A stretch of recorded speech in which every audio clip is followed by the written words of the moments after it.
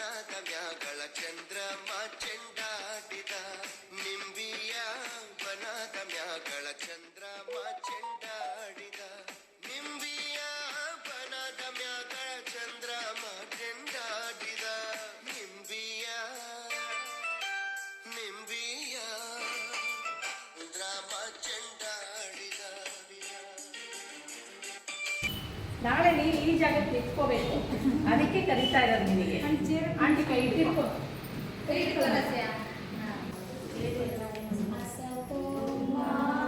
ಸದ್ಗಮಯ ಸಮಸೋಮ ಜ್ಯೋತಿರ್ಗಮಯ ಮೃತ್ಯೋಮ ಅಮೃತಂಗಮಯ.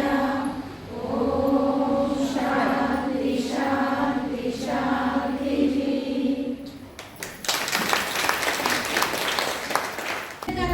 ಬೆಳಕಿನ ಕಡೆಗೆ ಅಜ್ಞಾನದಿಂದ ಜ್ಞಾನದ ಕಡೆಗೆ ಹಾಗೂ ಮೃತ್ಯುತ್ವದ ಕಡೆಯಿಂದ ಅಮೃತತ್ವದ ಕಡೆಗೆ ನಡೆಯುವ ಉದ್ದೇಶದಿಂದ ನಾವು ಪ್ರತಿ ಕಾರ್ಯಕ್ರಮವನ್ನು ಒಂದು ಜ್ಯೋತಿ ಬೆಳಗುವುದರ ಮೂಲಕ ಇಲ್ಲ ಒಂದು ಸಸಿಗೆ ನೀರೆರೆಯುವುದರ ಮೂಲಕ ಮಾಡ್ತೀವಿ. ಈ ಕಾರ್ಯಕ್ರಮವನ್ನು ನಡೆಸಿಕೊಟ್ಟಂತಹ ನಮ್ಮ ಅಧ್ಯಕ್ಷರಿಗೂ ಹಾಗೂ ಸರೋಜಿನಿ ಮೇಡಮ್ ಅವರಿಗೂ ಹೃತ್ಪೂರ್ವಕವಾದ ವಂದನೆಗಳನ್ನು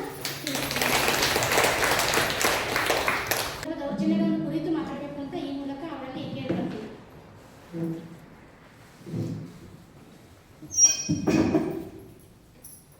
ಎಲ್ಲರಿಗೂ ಬೆಳಗಿನ ನಮಸ್ಕಾರ. ನನ್ನ ಹೆಸರು ಹೇಳ್ಬಿಟ್ಟಿದ್ದಾರೆ, ಆದರೂ ನಾನು ಇನ್ನೊಂದ್ಸಲ ಹೇಳಬೇಕು ಫಾರ್ಮಾಲಿಟೀಸ್ ಪ್ರಕಾರ. ನನ್ನ ಹೆಸರು ಸರೋಜಾ ಚೆಂಗೊಳ್ಳಿ ಅಂತ. ಶಿವಮೊಗ್ಗದಲ್ಲಿ ಕಳೆದ 26 ವರ್ಷಗಳಿಂದ ವಕೀಲರಾಗಿ ಕೆಲಸ ಮಾಡ್ತಾ ಇದ್ದೀನಿ. ಜೊತೆಗೆ Karnataka federation of women advocates ಅಂತ ಒಂದು ಫೆಡರೇಷನ್ ಇದೆ, ಅದಕ್ಕೆ ಜಿಲ್ಲಾಧ್ಯಕ್ಷೆಯಾಗಿ ಕೂಡ ಕೆಲಸ ಮಾಡ್ತಾ ಇದ್ದೀನಿ. ಹಾಗೆ association for protection of civil rights ಅನ್ನೋದು ಒಂದು ದೇಶ ಮಟ್ಟದಲ್ಲಿ ಫೋರಮ್ ಇದೆ. ಆ ಫೋರಮ್ಗೂ ಕೂಡ ಶಿವಮೊಗ್ಗ ಜಿಲ್ಲೆಗೆ ಅಧ್ಯಕ್ಷೆಯಾಗಿ ನಾನು ಕೆಲಸ ಮಾಡ್ತಾ ಇದ್ದೀನಿ. ಹಾಗೆ ಶಿವಮೊಗ್ಗದ ಕೋರ್ಟಿನಲ್ಲಿ ನಾನು ಪ್ಯಾನಲ್ ಅಡ್ವೊಕೇಟ್ ಆಗಿಯೂ ಕೆಲಸ ಮಾಡ್ತಾ ಇದ್ದೀನಿ. ವಕೀಲಿ ವೃತ್ತಿಯ ಜೊತೆ ಪ್ಯಾನಲ್ ಅಡ್ವೊಕೇಟ್ ಆಗಿ ಕೆಲಸ ಮಾಡ್ತಾ ಇದ್ದೀನಿ. ನನ್ನ ಬಿಡುವಿನ ಸಮಯದಲ್ಲಿ ಸಾಕಷ್ಟು ನೊಂದ ಜನರು ಯಾರಾದರೂ ನಮ್ಮನ್ನು ಅಪ್ರೋಚ್ ಮಾಡಿದರೆ ನಮ್ಮ ಫೆಡರೇಷನ್ ಮೂಲಕ ನಾನು ಸಾಕಷ್ಟು ಅವರಿಗೆ ನನ್ನ ಇತಿಮಿತಿಯಲ್ಲಿ ಸರ್ವಿಸನ್ನು ಕೊಡಲಿಕ್ಕೆ ನಾನು ಇದುವರೆಗೂ ಸಮಾಜದಲ್ಲೂ ಕೂಡ ಒಬ್ಬ ಸೇವಕಿಯಾಗಿಯೂ ಕೂಡ ಕೆಲಸವನ್ನು ಮಾಡಿಕೊಳ್ತಾ ಬಂದಿದ್ದೀನಿ. ವೇದಿಕೆಯ ಮೇಲೆ ಅಧ್ಯಕ್ಷತೆಯನ್ನು ವಹಿಸಿರುವಂತಹ ರೂಪಾ ಮೇಡಮ್ ಅವರೇ, ಸುರಿತಾ ಮೇಡಮ್ ಅವರೇ, ರೂಪಾ ಮೇಡಮ್ ಅವರೇ, ಹಾಗೆ ಎಲ್ಲ ನೆರೆದಿರುವಂತಹ ಎಲ್ಲ ನನ್ನ ಅಕ್ಕಂದಿರೇ, ತಂಗಿಯರೇ. ವೇದಿಕೆ ಮೇಲೆ 3 ಜನ ಕೂತಿದ್ದೀವಿ, ನೀವು ವೇದಿಕೆಯ ಮುಂದೆ ಕೂತಿದ್ದೀರಿ ಅಂದರೆ ನಿಮ್ಮ ಸಂಖ್ಯೆ ಜಾಸ್ತಿ ಇದೆ, ನಮ್ಮ ಸಂಖ್ಯೆ ಕಡಿಮೆ ಇದೆ. 3 ಜನ ಇದ್ದೀವಿ. ಆದರೆ ನೀವೆಲ್ಲರೂ ಬಂದಿದ್ದಕ್ಕೋಸ್ಕರ ನಾವಿಲ್ಲಿ ಬಂದಿದ್ದೀವಿ. ಒಪ್ಕೋತೀರಾ? ಸಮಾಜದಲ್ಲಿ ಮಹಿಳೆ ನಾವು ಎಷ್ಟು ಅಭಿವೃದ್ಧಿ ಹೊಂದುತ್ತೀವಿ ಅನ್ನೋದ್ರ ಮೇಲೆ ಸಮಾಜ ಅಭಿವೃದ್ಧಿ ಹೊಂದುತ್ತೆ. ನಾನು ಇದರ ಬಗ್ಗೆ ಬಲವಾದ ಮತ್ತು ದೃಢವಾದ ನಂಬಿಕೆಯನ್ನು ಹೊಂದಿದ್ದೇನೆ. ನಾವು ಇಷ್ಟ ಆದರೆ ಮಾತ್ರ ನಮ್ಮ ಮಾತು ನಿಮಗೆ ಇಷ್ಟ ಆಗುತ್ತೆ ಅಂತ. ನನಗೆ ಲಿಂಗತ್ವ ಆಧಾರಿತ ದೌರ್ಜನ್ಯ ನಿವಾರಣೆಯ ಬಗ್ಗೆ ನನಗೆ ಮಾತಾಡಬೇಕು ನಿಮ್ಮ ಜೊತೆ ಅಂತ. ನಮ್ಮ ಬಾಯನ್ನು ಓಪನ್ ಮಾಡಬೇಕು, ನಮ್ಮ ಮನಸ್ಸನ್ನು ಅರಳಿಸ್ಕೋಬೇಕು. ನಮಗೆ ಆಗ್ತಿರುವಂತಹ ದೌರ್ಜನ್ಯವನ್ನ ಪ್ರತಿಯೊಬ್ಬ ಮಹಿಳೆಯು ಪ್ರಶ್ನಿಸುವಂತ ವ್ಯಕ್ತಿತ್ವವನ್ನು ನಿಮ್ಮಲ್ಲಿ ಮೂಡಿಸಬೇಕು. ನಾವು ಎಲ್ಲಿವರೆಗೂ ಮೌನವಾಗಿರ್ತೀವಿ, ಎಲ್ಲಿವರೆಗೂ ಬಾಯಿ ಮುಚ್ಕೊಂಡಿರ್ತೀವಿ, ಅಲ್ಲಿಯವರೆಗೂ ನಮ್ಮ ಮೇಲಿನ ದೌರ್ಜನ್ಯ ಸಹೋದರಿಯರೇ ನಡೀತಾನೆ ಇರುತ್ತೆ. ನನಗೆ ಕೊಟ್ಟಿರುವ ಇವತ್ತಿನ ಸಬ್ಜೆಕ್ಟ್ ಅಲ್ಲಿ ಲಿಂಗತ್ವ ಆಧಾರಿತ ದೌರ್ಜನ್ಯ. ಲಿಂಗತ್ವ ಆಧಾರಿತ ದೌರ್ಜನ್ಯ ಅಂದ್ರೆ ಓನ್ಲಿ ಮಹಿಳೆಯರ ಮೇಲೆ ನಡೆಯುವಂತ ದೌರ್ಜನ್ಯ ಮಾತ್ರ ಅಲ್ಲ. ಲೈಂಗಿಕ ಅಲ್ಪಸಂಖ್ಯಾತರ ಮೇಲೆ ದೌರ್ಜನ್ಯ ನಡೆಯುತ್ತೆ, ಮಹಿಳೆಯರ ಮೇಲೆ ನಡೆಯುತ್ತೆ, ಪುರುಷರ ಮೇಲೇನೂ ನಡೆಯುತ್ತೆ, ಮಕ್ಕಳ ಮೇಲಿನ ದೌರ್ಜನ್ಯ ನಡೆಯುತ್ತೆ, ವಿಧವೆಯರ ಮೇಲೆ ದೌರ್ಜನ್ಯ ನಡೆಯುತ್ತೆ, ಮದುವೆ ಆದವರ ಮೇಲೆ ನಡೆಯುತ್ತೆ, ಮದುವೆ ಆಗದೆ ಇದ್ರೆ ಅದೊಂಥರ ಹಿಂಸೆ ಹೆಣ್ಮಕ್ಳಿಗೆ, ಅದು ನಡೆಯುತ್ತೆ.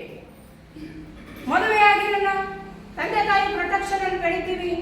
ಮದುವೆ ತಂದೆ ತಾಯಿ ಹೋದ ನಂತರ ಯಾರೋ ಒಬ್ಬರು ಅಪರಿಚಿತ ಬಂದು ರಾತ್ರಿ ಬಾಗಿಲು ತರ್ತಾರೆ ಎಷ್ಟೋ ಹೆಣ್ಮಕ್ಳು, ಯಾಕೆಂದ್ರೆ ಫ್ರೀ ಆಗಿದ್ದಾರಲ್ಲ.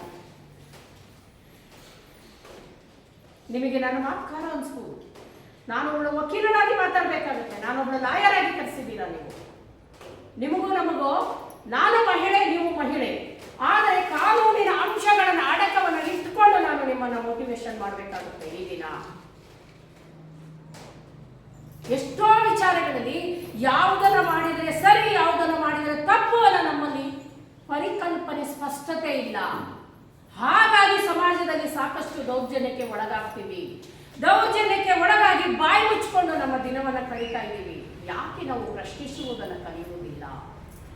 ನಾವು ಎಲ್ಲಿವರೆಗೂ ಪ್ರಶ್ನೆ ಮಾಡುವುದನ್ನು ಕಲಿಯುವುದಿಲ್ಲವೋ ಅಲ್ಲಿಯವರೆಗೂ ನಮ್ಮ ಮೇಲಿನ ದೌರ್ಜನ್ಯ ನಿರಂತರವಾಗಿ ನಡೀತಾ ಇರುತ್ತೆ. ನಾವು ಯಾವುದಕ್ಕೆ ಕಡಿಮೆ ಇದ್ದೀವಿ? ನಮಗೆ ಎಲ್ಲರಂತೆ ಕಣ್ಣಿಲ್ಲವೇ? ನಮಗೆ ಎಲ್ಲರಂತೆ ಮನಸ್ಸಿಲ್ಲವೇ? ನಮಗೆ ಎಲ್ಲರಂತೆ ಭಾವನೆಗಳಿಲ್ಲವೇ? ನಮಗೆ ಎಲ್ಲರಂತೆ ಬದುಕಿಲ್ಲವೇ? ಯಾವುದರಲ್ಲಿ ನಮಗೆ ಕೊರತೆ ಇದೆ? ನಾವ್ಯಾಕೆ ನಮ್ಮ ಮೇಲೆ ನಡೆಯುವಂತ ದೌರ್ಜನ್ಯವನ್ನು ಅಡ್ಜಸ್ಟ್ ಮಾಡ್ಕೊಂಡು ಬದುಕಬೇಕು? ನಾವು ಎಲ್ಲಿವರೆಗೂ ಅಡ್ಜಸ್ಟ್ ಮಾಡ್ಕೊಂಡು ಬದುಕ್ತೀವೋ ಅಲ್ಲಿವರೆಗೂ ನಮ್ಮ ದೌರ್ಜನ್ಯಕ್ಕೆ ನಾವು ಸೊಲ್ಲೆತ್ತಲಿಕ್ಕೆ ನಮಗೆ ಅವಕಾಶನೇ ಇರೋದಿಲ್ಲ. ಹಾಗಾಗಿ ನಾವು ಪ್ರತಿಯೊಬ್ಬರು ಪ್ರತಿದಿನ ದೌರ್ಜನ್ಯ ಆಗುತ್ತೆ, ಪ್ರತಿಯೊಬ್ಬರಿಗೂ ದೌರ್ಜನ್ಯ ಆಗುತ್ತೆ ಅಂತ ನಾನು ಹೇಳ್ತಾ ಇಲ್ಲ. ಆದರೆ ನಮಗೆ, ನಾನು ಒಂದು ಹೆಣ್ಣು ಅನ್ನೋ ಕಾರಣಕ್ಕೋಸ್ಕರ ನಮ್ಮನ್ನ ಜನ ಕೀಳಾಗಿ ನೋಡಿದಾಗ, ಹೆಣ್ಣು ಅನ್ನೋ ಕಾರಣಕ್ಕೋಸ್ಕರ ನಮಗೆ ಅವಕಾಶವನ್ನ ಕೊಡೋದ್ರಿಂದ ವಂಚಿತರಾದಾಗ, ಹೆಣ್ಣು ಅನ್ನೋ ಕಾರಣಕ್ಕೋಸ್ಕರ ನಮ್ಮನ್ನ ಟೀಕೆ ಮಾಡಿದಾಗ ನೀವು ಪ್ರಶ್ನಿಸುವ ಗುಣವನ್ನ ಕಲ್ತ್ಕೋಬೇಕು. ನೀವು ಯಾವತ್ತು ಪ್ರಶ್ನಿಸುವ ಗುಣವನ್ನ ನೀವು ಕಲ್ತ್ಕೊಳ್ಳೋದಿಲ್ವೋ ಅಲ್ಲಿಯವರೆಗೂ ನಮ್ಮ ಪರಿಸ್ಥಿತಿ ಹೀಗೆ ಇರುತ್ತೆ, ಸುಧಾರಿಸೋದಿಲ್ಲ. ಅದಕ್ಕೆ ಏನ್ ಮಾಡ್ಬೇಕು ಅಂದ್ರೆ, ಸೂತ್ರ ಅಂದ್ರೆ ನಾವು ವಿದ್ಯಾಭ್ಯಾಸವನ್ನ ಕಲಿಬೇಕು. ಅಕ್ಕ ತಂಗಿಯವರೇ, ವಿದ್ಯಾಭ್ಯಾಸವನ್ನ ಕಲಿಬೇಕು. ಅದರ ಜೊತೆಗೆ ನಾವು ಒಂದು ಉದ್ಯೋಗವನ್ನ ಹುಡ್ಕೋಬೇಕು. ಅದು ಕಚೇರಿ ಕೆಲಸಕ್ಕೆ ಹೋಗ್ಬೇಕು ಅಂತಲ್ಲ. ಉದ್ಯೋಗ ಅಂದ್ರೆ ಬರೀ ಡಾಕ್ಟ್ರು, ಇಂಜಿನಿಯರು, ಲಾಯರು ಆಗ್ಬೇಕಿಲ್ಲ, ಇಲ್ಲ DC ಆಗ್ಬೇಕು ಅಂತ ನಾನು ಹೇಳ್ತಾ ಇಲ್ಲ. ನಮ್ಮ ಇತಿಮಿತಿಯಲ್ಲೇ ಗೃಹ ಕೈಗಾರಿಕೆ ಮಾಡೋದಿರ್ಬೋದು, ಕಸೂತಿ ಕೆಲಸ ಇರ್ಬೋದು, ಅಟ್ಲೀಸ್ಟ್ ಒಂದು ಟೈಲರಿಂಗ್ ಕೆಲಸ ಆಗಿರ್ಬೋದು. ಸೀರೆ ಉಡೋರೆಲ್ಲ ಬ್ಲೌಸ್ ಹಾಕ್ತಾರೆ, ನಾವು ಒಪ್ಪುತ್ತೀರಾ ಮೇಡಮ್? ಎಲ್ಲ ರೆಡಿಮೇಡ್ ಹಾಕ್ತಾರೆ ಮೇಡಮ್. ನನ್ನ ಟೈಲರಿಂಗ್ ಅಲ್ಲಿ ಎಲ್ಲ ಬಿಸ್ನೆಸ್ ಬಿದ್ದೋಗಿದೆ ಅನ್ನೋರು ಇದ್ದಾರೆ. ನಾನು ಅವ್ರ ಹತ್ರ ಆರ್ಗ್ಯುಮೆಂಟೇ ಮಾಡ್ಬಿಡ್ತೀನಿ, ನಾನು ನಂಬೋದೇ ಇಲ್ಲ ಅದನ್ನು. ಯಾಕೆಂದ್ರೆ ಸೀರೆ ಎಲ್ಲಿವರೆಗೂ ಭಾರತ ದೇಶದಲ್ಲಿ ಉಡ್ತೀವೋ ಅಲ್ಲಿವರೆಗೂ ಬ್ಲೌಸ್ ಹೊಲಿಸ್ತಾರೆ ತಾನೆ. ಒಳ್ಳೆ ಟೈಲರಿಂಗ್ ಬಂದ್ರೆ ಮಿನಿಮಮ್ 500 ರೂಪಾಯಿ ಒಂದು ಬ್ಲೌಸಿಗೆ ದುಡಿತೀವಿ ನಾವು. ಬೇಡ, ಹಳ್ಳಿಯಲ್ಲಿ 300 ರೂಪಾಯಿ ಅಂತೂ ದುಡಿತೀವಿ ತಾನೆ. ಎಲ್ಲಾ ಕೆಲಸ, ಕಸ, ಮುಸ್ರೆ, ಎಮ್ಮೆ ಹಾಲು ಕರಿಯೋದು, ಹಾಲು ಮಾರೋದು, ಎಲ್ಲ ಮಕ್ಕಳನ್ನು ಕಳಿಸೋದು, ಜಮೀನ್ ಕೆಲಸ ಮಾಡಿ ದಿನಕ್ಕೆ ಒಂದು ಬ್ಲೌಸ್ ಹೊಡೆದ್ರೆ 300 ರೂಪಾಯಿ ತಾನೆ. 3 ಹತ್ತಲೆ 30 ಎಷ್ಟಾಗತ್ತೆ? 900 ರೂಪಾಯಿ ದುಡಿತೀವಿ ದಿನಕ್ಕೆ ಒಂದೇ ಇದು ಮಾಡ್ಕೊಂಡ್ರು ನಾವು. ಯಾಕೆ ನಾವು ಕೆಲಸ ಕಲಿಬಾರ್ದು? ಯಾಕೆ ಮಾಡಬಾರ್ದು? ಸಾಧ್ಯ ಇಲ್ವಾ? ನನಗೆ ಟೈಮ್ ಇಲ್ಲ, ನನಗೆ ಹುಷಾರಿಲ್ಲ, ನನಗೆ ಗಂಡ ಬಿಡಲ್ಲ, ನನಗೆ ಮಕ್ಕಳು ಬಿಡಲ್ಲ, ಎಲ್ಲಾದಿಕ್ಕೆ ನಿದ್ರೆ ಮಾಡೋಕ್ಕೆ ಟೈಮ್ ಇಲ್ಲ, ಹಾಗಾಗಿ ನಾನು ಬರಲ್ಲ ಫಂಕ್ಷನಿಗೆ. ನನಗೂ ಕಣ್ಣಿದೆ, ನನಗೂ ಮನಸ್ಸಿದೆ, ನನಗೂ ಆರೋಗ್ಯ ಬೇಕು, ನಾನು ನಿಮ್ಮ ಥರನೇ ಡ್ರೆಸ್ ಹಾಕೋಬೇಕು ಅಂತ ನನಗಾಗತ್ತೆ ಟೈಮು, ನಿನಗೆ ಯಾಕಾಗಲ್ಲ? ಬೇಜಾರಾದ್ರೂ ಚಪ್ಪಾಳೆ ಹೊಡೀರಿ, ನನಗೆ ತುಂಬ ಕೆಲಸ ಇದೆ, ಹೊರಟೋಗ್ತೀನಿ ಹೇಳಿ. ಬೋರ್ ಆಗ್ತಾ ಇದೆಯಾ? ಇಲ್ಲ, ಗೊತ್ತಿರುತ್ತೆ. ಗೊತ್ತಿರೋ ಮಾಹಿತಿಯನ್ನು ಹೌದೋ ಅನ್ನೋ ಗೊಂದಲದಲ್ಲಿರ್ತೀವಿ. ಅದನ್ನ ನಾನು ಕ್ಲಾರಿಫೈ ಮಾಡಿ ಮನದಟ್ಟು ಮಾಡೋದು ನನ್ನ ಕೆಲಸ ಆಗಿರುತ್ತೆ. ಹಾಗಾಗಿ ನನಗೆ ಟೈಮ್ ಇಲ್ಲ ಅನ್ನೋದನ್ನ ನಿಮ್ಮ ಡಿಕ್ಷನರಿಯಲ್ಲಿ ಯಾರು ತೆಗೆಯಲ್ಲ ಅವ್ರು ಇವತ್ತು ಎದ್ದೋಗ್ಬಿಡಿ. ನನಗೆ ಮನಸ್ಸಿಲ್ಲ ಅನ್ನೋರು ಎದ್ದೋಗ್ಬಿಡಿ. ನಾಳೆಯಿಂದ ನನಗೆ ಸಮಸ್ಯೆ ಆದ ಪ್ರಶ್ನೆ ಕೇಳಲ್ಲ ಅನ್ನೋರು ಎದ್ದೋಗ್ಬಿಡಿ. ನನಗೆ ಟೈಮ್ ಇಲ್ಲ, ನನ್ನ ಗಂಡ ಬಿಡಲ್ಲ, ನನ್ನ ಮಕ್ಕಳು ಬಿಡಲ್ಲ, ನನಗೆ ನಿದ್ರೆ ಮಾಡೋಕ್ಕೆ ಟೈಮ್ ಇಲ್ಲ, ಫಂಕ್ಷನಿಗೆ ಹೋದ್ರೆ. ಆದರೆ ನಿಮಗೆ ಪಾಕೆಟ್ ದಪ್ಪ ಆಗುತ್ತೆ ದುಡಿದ್ರೆ, ಮೈಂಡ್ ಬೆಳಿಬೇಕು ಅಲ್ವಾ? ನಾನು ಇವತ್ತು ವೇದಿಕೆಗೆ ಬಂದಿದ್ದೀನಿ ಅಂದ್ರೆ ಹಾರ್ನಹಳ್ಳಿಗಿಂತ ಕುಗ್ರಾಮದಲ್ಲಿ ಹುಟ್ಟಿ ಬೆಳೆದವಳು ನಾನು. ಅಲ್ಲಿ 10 ಜನ ಮಕ್ಕಳು ನನ್ನ ತಂದೆ ತಾಯಿಗೆ. ನಾನು 9 ಬೆಳಿಗ್ಗೆ 10 ಮೈಲಿ, ಸಂಜೆ 10 ಮೈಲಿ ಓಡಾಡ್ಕೊಂಡು ನಾನು ವಿದ್ಯಾಭ್ಯಾಸ ಮಾಡಿದ್ದೀನಿ. ನಾನು ಓದಲೇಬೇಕು ಅಂತೇಳಿ ನನ್ನ ತಂಗಿ ಮದುವೆ ಆಗಿ 7 ವರ್ಷಕ್ಕೆ ನಾನು ಮದುವೆ ಆಗಿದ್ದೀನಿ. ಹಾಗಾಗಿ ಇವತ್ತು ವೇದಿಕೆಗೆ ಬಂದಿದ್ದೀನಿ.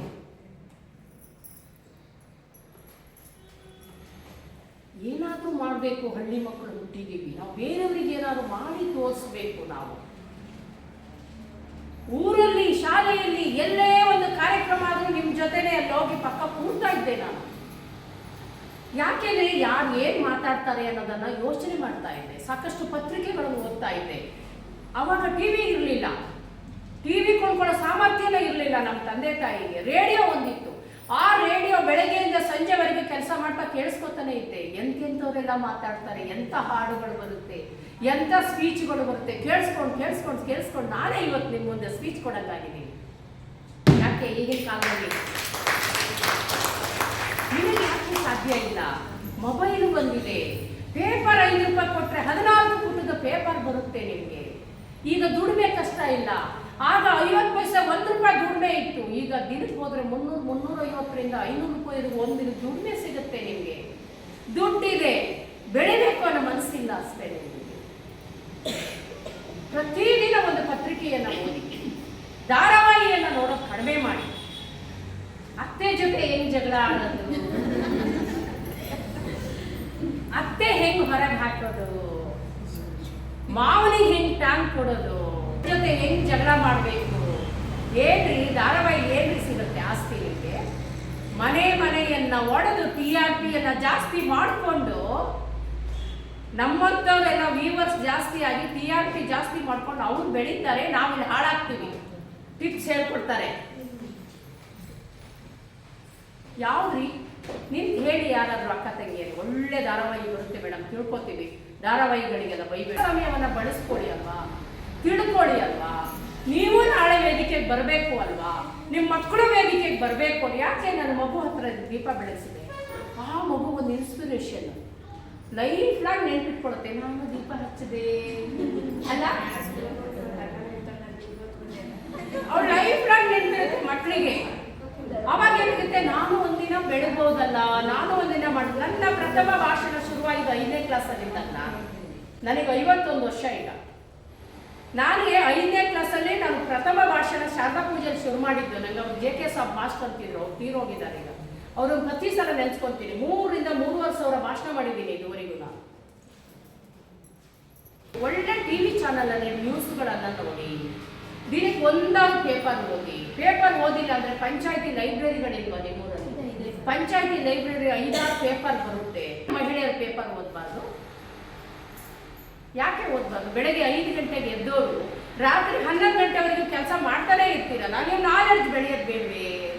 ಸಂಸಾರದಲ್ಲಿ ದುಡ್ಡು ಬೆಳೆಸ್ತೀರಾ, ಹಸು ಕಟ್ತೀರಿ, ಎಮ್ಮೆ ಕಟ್ತೀರಿ, ಹಾಲು ಹಿಂಡ್ತೀರಿ, ಅಲ್ಲೆಲ್ಲ ಕೊಯ್ಲಿಗೆ ಹೋಗ್ತೀರಿ, ಅಡಿಕೆ ಸುಲಿತೀರಿ, ಗದ್ದೆ ಕೊಯ್ಲಿದ್ದಾಗ ಹೋಗ್ತೀರಾ, ಎಲ್ಲ ಕೆಲಸ ಮಾಡ್ತೀರಾ, ಎಲ್ಲ ದುಡ್ದು ಸಂಸಾರಕ್ಕೆ ಹಾಕ್ತೀರಾ.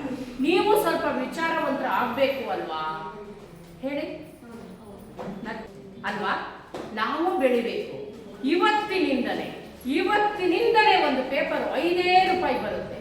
ತಿಂಗಳಿಗೆ 150 ರೂಪಾಯಿ ಖರ್ಚು ಮಾಡಿದ್ರೆ 14 ಪೇಜ್ ಓದ್ಬೋದು. ಯಾವ್ದೋ ಒಂದು ಪತ್ರಿಕೆ ತರಿಸಿ ನಿಮ್ಮ ಮನೆಗೆ. ತರಿಸ್ತೀರಾ? ಫಸ್ಟ್ ನಿಮಗೆ ಹೇಳ್ತಾ ಇರೋದು, ನಿಮಗೆ ನೀವು ಸಮಯ ಕೊಟ್ಕೊಡಿ. ನಾಳೆಯಿಂದಲೇ ನಿಮ್ಮೂರಿಗೆ ಪೇಪರ್ ಬರುತ್ತಲ್ಲ, ಪೇಪರ್ ಹಾಕೋನಿಗೆ ದಿನಕ್ಕೆ ಒಂದು ಪೇಪರ್, ಯಾವ್ದಾದ್ರು ಪ್ರಜಾವಾಣಿ, ಉದಯವಾಣಿ, ಯಾವ್ದಾದ್ರು ವಿಜಯ ಕರ್ನಾಟಕ, ಯಾವ್ದಾದ್ರು ತರಿಸಿ ಒಂದು ಪತ್ರಿಕೆ ತೆಗೀರಿ. ಅದರಲ್ಲಿ ಮಹಿಳೆಯರ ಬಗ್ಗೆನೂ ಬರೆದಿರ್ತಾರೆ, ಮಕ್ಕಳ ಬಗ್ಗೆ ಬರೆದಿರ್ತಾರೆ, ಕಾನೂನು ಬಗ್ಗೆ ಬರೆದಿರ್ತಾರೆ. ಎಷ್ಟು ವಿಷಯ ತಿಳ್ಕೊತೀರಲ್ಲ, ಗೊತ್ತಿಲ್ಲ ಅಂದ್ರೆ ಮಕ್ಕಳಿಗೆ ಓದೋ ಸಂಸ್ಕೃತಿ ಮಾಡಿ. ನಾನು ಹಿಂದೆ ತುಷಾರ, ಮಯೂರ, ಕರ್ಮವೀರ, ಪ್ರಜಾವಾಣಿ, ಉದಯವಾಣಿ, ವಿಜಯ ಕರ್ನಾಟಕ ಕೊಂಡು ಓದಕ್ಕೆ ದುಡ್ಡಿರಲಿಲ್ಲ. ಯಾರ ಮನೇಲಿದೆ ಅವ್ರ ಮನೆ ಹುಡ್ಕೊಂಡು ಹೋಗಿ ಪೇಪರ್ ಓದ್ತಾ ಇದ್ದೆ. ಇಷ್ಟೊಂದು ನನಗೆ ಪದಗಳ ಸಂಗ್ರಹ ತಲೆಯಲ್ಲಿದೆ ಅಂದರೆ ಆಗ ಪೇಪರ್ ಓದಿದ್ದು. ಇವತ್ತಿನ ಸ್ಟಡಿ ಅಲ್ಲ ಇದು. ನಾನು ಅದೇ ಹೇಳಿದೆ, ನೀವು ಬೆಳಗ್ಗೆ ನಿಲ್ಸಿದ ಸಂಜೆವರೆಗೂ ಮಾತಾಡ್ತೀನಿ, ಬೇಕಾದ್ರೆ ನಾನು ಚೀಟಿ ಇಟ್ಕೊಂಡು ಮಾತಾಡಲ್ಲ. ಹೇಗೆ ಸಾಧ್ಯ ಅಂದರೆ ನನಗೆ ಪತ್ರಿಕೆಗಳು ಓದ್ತಾ ಇದ್ದೆ, ಹಲವಾರು ಜನರು ದೊಡ್ಡ ಭಾಷಣಗಳನ್ನು ಕೇಳ್ತಾ ಇದ್ದೆ. ಹಾಗಾಗಿ ಹೇಳ್ತಾ ಇದ್ದೀನಿ, ನೀವು ಫಸ್ಟ್ ಪ್ರತಿಯೊಬ್ಬರು ನಾನು ತಿಳ್ಕೋಬೇಕು, ನಾನು ಬೇರೆಯವರಿಗಿಂತ ಡಿಫ್ರೆಂಟ್ ಆಗಿರ್ಬೇಕು. ಯಾರು ಏನಾದ್ರು ಹೇಳಿ ನೋಡಿ, ನಾವು ಮಾಡುವ ಕೆಲಸ ನಮ್ಮ ಹೃದಯ, ನಮ್ಮ ಮನಸ್ಸಿಗೆ ಸರಿ ಅಂತ ಕಂಡ್ರೆ ಸಾಕು. ಪ್ರಪಂಚವನ್ನು ಮೆಚ್ಚಿಸೋಕ್ಕಾಗೋದಿಲ್ಲ. ನೀವೊಂದು ಪ್ರೈಸ್ ತಗೊಂಡ್ರಿ ಅಂತಂದ್ರೆ ನಿಮಗೆ ಅಯ್ಯೋ ಯಾರಿಗೋ ದುಡ್ಡು ಕೊಟ್ಟು ಪ್ರೈಸ್ ತಗೊಂಡಿದ್ದಾಳೆ ಅಂತ ಹೇಳೋರು ಇದ್ದಾರೆ. ಹೇ ಅವಳು ಜಾಣೆ ಕಣೆ, ಅವಳು ಮಾತೇ ಡಿಫ್ರೆಂಟ್ ಆಗಿರುತ್ತೆ ಕಣೆ, ಅವಳು ನಿಜವಾಗ್ಲೂ ಅವಳು ಸಾಮರ್ಥ್ಯದಿಂದ ತಗೊಂಡಿದ್ದಾಳೆ ಕಣೆ ಅನ್ನೋರೆ 5 ಜನ ಇರ್ತಾರೆ.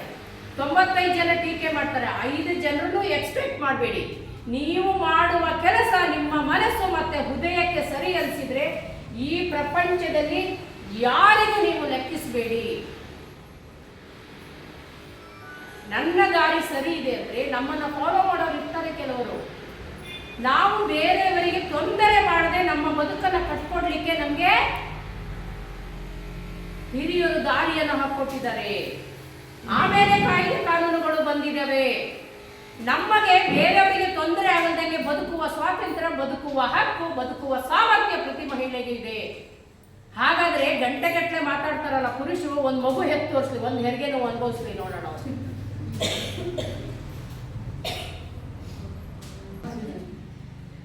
ಪ್ರೆಗ್ನೆಂಟ್ ಆಗ್ತೀವಿ, 35ನೇ ದಿನಕ್ಕೆ ಶುರುವಾಗಿರೋ ವಾಂತಿ ಮಗು ಹೊರಗೆ ಬರೋವರೆಗೂ ವಾಂತಿ ಆಗ್ತಾನೆ ಇರುತ್ತೆ ಎಷ್ಟೋ ಜನಕ್ಕೆ ಅಲ್ವಾ? ಆದ್ರೂ ಒಂದು ಮಗು ಹಂಗಾಯ್ತಾನೆ, ಇನ್ನೊಂದು ಮಗು ಪ್ರಯತ್ನ ಪಟ್ಟಿದ್ದೀರಿ. ಅದೇ ಸಹಿಷ್ಣುತೆ ನಮ್ದು. ನೋಡಿ, 1ನೇ ತಿಂಗಳಿಂದ ಪ್ರೆಗ್ನೆಂಟ್ ಆಗಿ ಏನ್ ಹೆಸರಿದ್ದು? ನಿಮ್ಮ ಹೆಸರು ಮಂಜುಳಾ ಅವರೇ. ಅವರಿಗೆ ಮಗು ಹೊಟ್ಟೆಲಿ ಗರ್ಭ ನಿಲ್ತು ಅಂತ ಶುರುವಾದಾಗ 1ನೇ ತಿಂಗಳಿಂದ ಶುರುವಾಗಿ 9ನೇ ತಿಂಗಳಿಂದ ವಾಂತಿ ಮಾಡಿಕೊಂಡು, ಮನೆ ಕೆಲಸ ಮಾಡಿಕೊಂಡು, ಸಂಸಾರ ನಿಭಾವಣೆ ಮಾಡಿಕೊಂಡು, ಯಾವುದಕ್ಕೂ ರಜಾ ಹಾಕೊಂಡು ಬೆಡ್ ರೆಸ್ಟ್ ಮಾಡಿಲ್ಲ ಅವರು.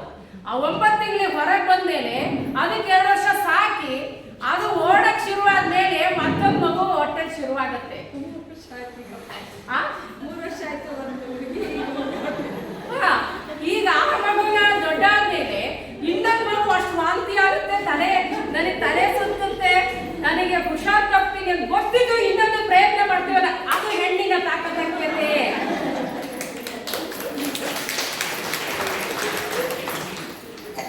ಇದನ್ನ ಬಿಟ್ಟು ನಾನು ಏನು ಹೇಳ್ಬೇಕು ಅಲ್ವಾ? ಹೆರಿಗೆ ನೋವು ಬಂದಾಗ 26,000 ನಾಡಿಗಳೆಲ್ಲ ನೋವಿಗೆ ಅನುಭವಿಸ್ತವೆ. ಜಜ್ಜಿಟ್ಟಂಗಾಗುತ್ತೆ ಹೆರಿಗೆ ನೋವು ಬಂದಾಗ. ಆದ್ರೂ ಮತ್ತೆ ಪ್ರೆಗ್ನೆಂಟ್ ಆಗ್ತೀವಲ್ಲ, ಅದು ಹೆಣ್ಣಿನ ತಾಕತ್ತನ್ನು ತೋರಿಸುತ್ತೆ, ಹೆಣ್ಣಿನ ಸಹಿಷ್ಣುತೆಯನ್ನು ತೋರಿಸುತ್ತೆ. ಆಸ್ಪತ್ರೆಗೆ ಹೋಗ್ತೀವಿ, 8 ಮುಕ್ಕಾಲು 9 ಏನು ಹತ್ತತ್ರ ಇರುತ್ತೆ, 8 ಮುಕ್ಕಾಲು ತಿಂಗಳಾಗಿರುತ್ತೆ. ನಾರ್ಮಲ್ ಡೆಲಿವರಿ ಅಂತ ಹೇಳಿ ವಾಕಿಂಗ್ ಮಾಡೋದಂತೆ, ಅದನ್ನ ಮಾಡೋದು, ಇದು ಎಲ್ಲ ಮಾಡಿರ್ತೀವಿ. ಡಾಕ್ಟರ್ ಹೇಳ್ತಾರೆ ನಾರ್ಮಲ್ ಹೆರಿಗೆ ಆಗಲ್ಲ, ಸಿಸೇರಿಯನ್ ಆಗಬೇಕು ಅಂತ. ಅಮ್ಮ, ತರಕಾರಿ ಹೆಚ್ಚುವಾಗ ಚೂರು ಕೊಯ್ದ್ರೇನೆ 1 ವಾರ ಬ್ಯಾಂಡೇಜ್ ಹಾಕೊಂಡು ಓಡಾಡೋರು ಇಷ್ಟುದಾ ಕಟ್ ಮಾಡ್ತಾರೆ ಅಂತ ಗೊತ್ತಿದ್ದು ಹಿಂಗ್ ಮಾಡ್ಕೊಂಡು ಮಲಗಿರ್ತೀವಿ. ಮಗು ಹೊರಗೆ ಬಂದ್ರೆ ಸಾಕು ಒಂದು ಪ್ರಪಂಚ ಬೆಳೆಸಕ್ಕೆ. ಅಯ್ಯೋ ಕೊಯ್ಲಿ ಡಾಕ್ಟರ್ ಅಂತ ಬಂದ್ಕಂತೀವಿ. ಹೌದಾ ಹೇಳಿ? ಇಷ್ಟು ರಕ್ತ ಬಂದು ತರಕಾರಿ ಹೆಚ್ಚಾಗೆಲ್ಲ ಮುಳ್ಳು ಚುಚ್ಚಿದ್ರೆ ನಡ್ಕೊಂಡು ಹೋಗಕ್ಕ ಮನೆ ಹತ್ರ ಕುಂಟುತ್ತಾ ಕುಂಟುತ್ತಾ ಕುಂಟುತ್ತಾ ನಡಿತೀವಿ ಅಲ್ಲ. ಅದನ್ನ ಹೇಳ್ತಾ ಇದ್ದೀನಿ, ನಮ್ಮ ಸಾಮರ್ಥ್ಯವನ್ನ ನಾವು ಕೀಳಾಗಿ ನೋಡ್ಕೋಬಾರ್ದು ಅಂತ ನಾನು ಅರ್ಥ ಮಾಡಿಸ್ತಾ ಇದ್ದೀನಿ. ಅರ್ಥ ಆಯ್ತಾ? ನಾನು ಹೆತ್ತಿದ್ದೀನಿ, ನಂಗೂ ಸಿಸೇರಿಯನ್ ಆಗೇ ಮಗಳು ಹುಟ್ಟಿರೋದು, ನಂಗೂ ಸಿಸೇರಿಯನ್ ಆಗಿದೆ, ನನಗೂ ಆಗಿದೆ. ಎಲ್ಲ ಆದ್ರೂ ಕೂಡ 2ನೇದು 3ನೇದು ಅತ್ತೆಗೊಂದು ಮಗು ಬಿಡ್ಬೇಕು, ಮಾವಗೊಂದು ಗಂಡು ಬೇಕು, ಗಂಡಗೊಂದು ಅವಳಿ ಜೋಡಿ. ಒಂದೇ ಸಲ ಮೆಗಾನಾಸ್ಪತ್ರೆ ಸೇರಿಸಿ ಒಂದೇ ಸಲ ಬಿಲ್ ಕಟ್ಟಿ ಬರಕ್ಕೆ. ಗಂಡಿಗೆ ಅವಳಿ ಜೋಡಿ ಯಾರಿಗೆ ಮಾಡ್ತೋ? ಅತ್ತೆ ಗಂಡು ಬೇಕು, ಮಾವು ಹೆಣ್ಣು ಬೇಕು. ಅದು ನಮ್ಮ ಮಾವು ಇರ್ತಾಳೆ, ಹೋಗಿ ಮಾಡಿ. ಅಯ್ಯೋ 7-8 ಎಕರೆ ಇದೆಯಪ್ಪ, 3 ಏನು ದೊಡ್ಡ ಹೆಚ್ಚ, ಇನ್ನೊಂದು ಮಾಡ್ಕೊ. ನಮ್ಮ ಅಮ್ಮಗೊಂದು, ಅದಕ್ಕೆ 5 ಮಕ್ಕಳು. ಸಾಕಾ? 5 ಮಕ್ಕಳಿಗೆ ಕೊಯ್ಬಾರ ಜಾಗದಲ್ಲೆಲ್ಲ ಕೊಯ್ದಿರ್ತಾರೆ. ಹಲಸಿನ ಹಣ್ಣು ಕೊಯ್ಸ್ಕೊಳ್ಳೋದು ಹೊಟ್ಟೆನ ನಾವು. ಯಪ್ಪ, ಡಾಕ್ಟ್ರಿಗೆಲ್ಲ ಹೇಳ್ದಲ್ಲ, ಎಲ್ಲೆಲ್ಲಿ ಕೊಯ್ಸರ್ ಮಗು ಒಂದು ಸೇಫ್ ಆದ್ರೆ ಸಾಕು, ನಾ ಬದುಕಿದ್ರೆ ಸಾಕು. ಯಾಕಂದ್ರೆ ಮತ್ತೆ ನಾನು ಹೆರಿಗೆ ಆಗ್ಬೇಕಲ್ಲ. ಯಾಕಂದ್ರೆ ಸಂಸಾರ ನಡಿಬೇಕು ಅಲ್ವಾ, ವಂಶಾಭಿವೃದ್ಧಿ ನಡಿಬೇಕಲ್ವಾ. ನೋಡಿ, ನಾನು ಯಾರನ್ನು ಟೀಕೆ ಮಾಡ್ತಾ ಇಲ್ಲ. ಹೆಣ್ಣಿಲ್ಲದೆ ಗಂಡಿಲ್ಲ, ಗಂಡಿಲ್ಲದೆ ಹೆಣ್ಣಿಲ್ಲ ಪ್ರಕೃತಿಯಲ್ಲಿ. ಗಂಡಸರನ್ನು ತೆಗೆದ್ರೆ ನಾವು ಬದುಕಕ್ಕೆ ಆಗಲ್ಲ. ಯಾಕೆ ನಮ್ಮಲ್ಲಿ ನಮ್ಮ ಗರ್ಭಕೋಶದಲ್ಲಿ ಗಂಡಸರು ಸಂಪರ್ಕ ಮಾಡಿದ್ರೆ ತಾನೇ, ಸ್ಖಲನ ವೀರ್ಯ ಬಂದ್ರೆ ತಾನೇ ನಮಗೂ ಮಕ್ಕಳಾಗತ್ತೆ. ಹಾಗಾಗಿ ನಾವು ಯಾರನ್ನು ಟೀಕೆ ಮಾಡ್ತಾ ಇಲ್ಲ. ನಮಗಿರುವ ಅವಕಾಶ, ನನ್ನ ಹೆಣ್ಣುವರ ಕಾರಣಕ್ಕೋಸ್ಕರ ನೀವು ಅವಕಾಶದಿಂದ ವಂಚಿತರಾಗ್ತಾ ಇದ್ದೀರಲ್ಲ, ಆ ಬಗ್ಗೆ ನಾನು ದುಃಖಿತರಾಗಿ ಮಾತಾಡ್ತಾ ಇದ್ದೀನಿ. ಖಂಡಿತವಾಗೂ ನಾನು ಹೆಣ್ಣುವರ ಕಾರಣಕ್ಕೋಸ್ಕರ ಅಡ್ಜಸ್ಟ್ ಮಾಡ್ಕೊಳ್ಳೋದು ಬಿಟ್ಬಿಡಿ. ಅಡ್ಜಸ್ಟ್ ಮಾಡ್ಕೊಳ್ಳೋದು ಬಿಟ್ಬಿಡಿ. ನಾವು ಏನು ತಪ್ಪ ಮಾಡಿಲ್ಲ ಅಂತಂದ್ರೆ ನಾವು ವಿ ಆರ್ ರೈಟ್ ಅಂತ. ಅರ್ಥ ಆಯ್ತಾ? ನಾನು ಅದೇ ಹೇಳಿದ್ದು. ನಾನು ಯಾಕೆ ಇಷ್ಟ ಮಾತಾಡದೆ ಇದ್ರೆ ಹೆರಿಗೆ ಬಗ್ಗೆ, ಒಂದೇ ಹೆರಿಗೆ ನಾವು ಗಂಡಸು ಏನಾದ್ರು ಅನುಭವಿಸಿದ್ರೆ ಹೆಂಡತಿಯರನ್ನು ದೇವತೆ ತರ ತೊಟ್ಲಲ್ಲೇ ತೊಟ್ಲಲ್ಲಿ ಮಲಗಿಸೋದಲ್ಲ, ನಮ್ಮನೆ ತೊಟ್ಲಲ್ಲಿ ಮಲಗಿಸ್ಬಿಡ್ತಿದ್ರೆ ನಾವು ಹೋಗ್ತಿದ್ರು ಹೆರಿಗೆ ನೋವು ಅನುಭವಿಸೋಳು ಇವಳು ಅಂತ. ಅಯ್ಯೋ ಇಷ್ಟೆಲ್ಲ ನೋವು ಅನುಭವಿಸಿದಳಂತ ತೊಟ್ಲಲ್ಲಿ ತಗೋರು. ನಾನು ಇತ್ತೀಚೆಗೆ ಮಹಿಳಾ ದೌರ್ಜನ್ಯದ ಬಗ್ಗೆ ಮಾತಾಡೋಕ್ಕೆ ನನ್ನ ಹತ್ರ ಒಂದು ಕ್ಲೈಂಟ್ ಬಂದಿದ್ರು. ಸಿಸೇರಿಯನ್ ಆಗಿದೆ. ಸಿಸೇರಿಯನ್ ಅಂದರೆ ಗೊತ್ತು, ಎಲ್ಲ ಸ್ಟಿಚಸ್ ಹಾಕಿರ್ತಾರೆ, ಹೊಟ್ಟೆ ಹೊಲಿಗೆ ಹಾಕಿರ್ತಾರೆ, ಹಣ್ಣು ಥರ ಕೊಯ್ದಿರ್ತಾರೆ ಹೊಟ್ಟೆನ ಮಗು ತೆಗಿಯೋಕ್ಕೋಸ್ಕರ. ಮಗು ಹುಟ್ಟಿ 1 ವಾರಕ್ಕೆ ಡಿಸ್ಚಾರ್ಜ್ ಆಗಿದೆ ಆಸ್ಪತ್ರೆಯಿಂದ. ಮನೆಗೆ ಹೋದ ದಿನವೇ ಆಕೆ ಮೇಲೆ ಸಂಭೋಗವನ್ನು ಮಾಡಿಬಿಟ್ಟಿದ್ದಾನೆ ಗಂಡ. ನಾನು ಇದು ಹೇಳಕ್ ಹೊರಟಿರೋದು. ನಾನು ಹೆಣ್ಣಾಗಿ, ನಾನು ಹೆಣ್ಣು ಹೆತ್ತು, ನಾನು ಹೆಣ್ಣಿನ ಬಗ್ಗೆ ಬೇರೆ ಥರ ಹೇಳ್ತಾ ಇಲ್ಲ. ಡಿಸ್ಚಾರ್ಜ್ ಆಗಿ ಹೋದ ದಿನನೇ ಆಕೆ ಮೇಲೆ ಮನಸೋ ಇಚ್ಛೆ. ಇದು ಲಿಂಗತ್ವ ಆಧಾರಿತ ದೌರ್ಜನ್ಯ ಅಂತ ಹೇಳ್ತಾರೆ. ಹೆಂಡತಿ ತಾಳಿ ಕಟ್ಟಿದ್ದೀನಿ, ನಾನು ಬಳಸ್ಕೋಬಹುದು. ನನ್ನ ಪಕ್ಕದ ಮನೆಯವನ ಗಂಡ ತಾನೆ, ನನ್ನ ಮೇಲೆ ಮಗನ ಗಂಡ ತಾನೆ, ನಾನು ಕೊಡ್ಲೇಬೇಕಲ್ಲ ಸುಖ ಅವನಿಗೆ ಅಂತ ಅವನಿಗೆ ಬರಬೇಕು ಭಾವನೆ ಅಂತ. ಆಕೆ ಹೊಲಿಗೆ ಎಲ್ಲ ಬಿಚ್ಚೋಗಿ ಸಿಸೇರಿಯನ್ ಇದಾಗಿ ಅಧಿಕ ರಕ್ತಸ್ರಾವನವಾಗಿ, ಏನು ಬ್ಲೀಡಿಂಗ್ ನಿಂತಿರಲ್ಲ 1 ತಿಂಗಳಾದ್ರೂ ಅಲ್ವಾ. ನನ್ನ ಹತ್ರ ಬಂದಿರೋ ಕೇಸ್ ಬಗ್ಗೆ ನಾನಾ ಥರ ಕೇಸುಗಳು ಬರುತ್ತೆ. ಕೆಲವೊಂದು ಬಗೆಹರಿಸಕ್ಕೆ ಬರ್ತದೆ. ಕಾನೂನು 100 ಇರ್ಬೋದು ಸಹೋದರಿಯರೇ, ಆದರೆ ಬಗೆಹರಿಸಲಾಗದ ಸಾಕಷ್ಟು ಕೇಸುಗಳು ಬರ್ತವೆ. ಹೇಳಿ, ಇದಕ್ಕೆ ಏನಂತ ಹೇಳ್ತಾರೆ? ಇದು ದೌರ್ಜನ್ಯ ತಾನೇ? ಈ ತರ ಆದಾಗ ನೀವು ಬಾಯಿ ಮುಚ್ಕೊಂಡು ಅಡ್ಜಸ್ಟ್ ಮಾಡ್ಕೋತೀರಾ? ಆಕೆ ಬ್ಲೀಡಿಂಗ್ ಆಗಿ ಪುನಃ ಆಸ್ಪತ್ರೆಗೆ ಹೋದ್ರು, ಆಗ್ಲಿಲ್ಲ. ಅದನ್ನೇನೋ ಮತ್ತೆ ಹೊಲಿಗೆ ಹಾಕಿದ್ರು, ಸಿಸೇರಿಯನ್ ಆಗಿದ್ದು, ಅದು ಏನೇನೋ ಆಯ್ತು, ಸತ್ತೇ ಹೋದ್ಲು ಕಡೆ.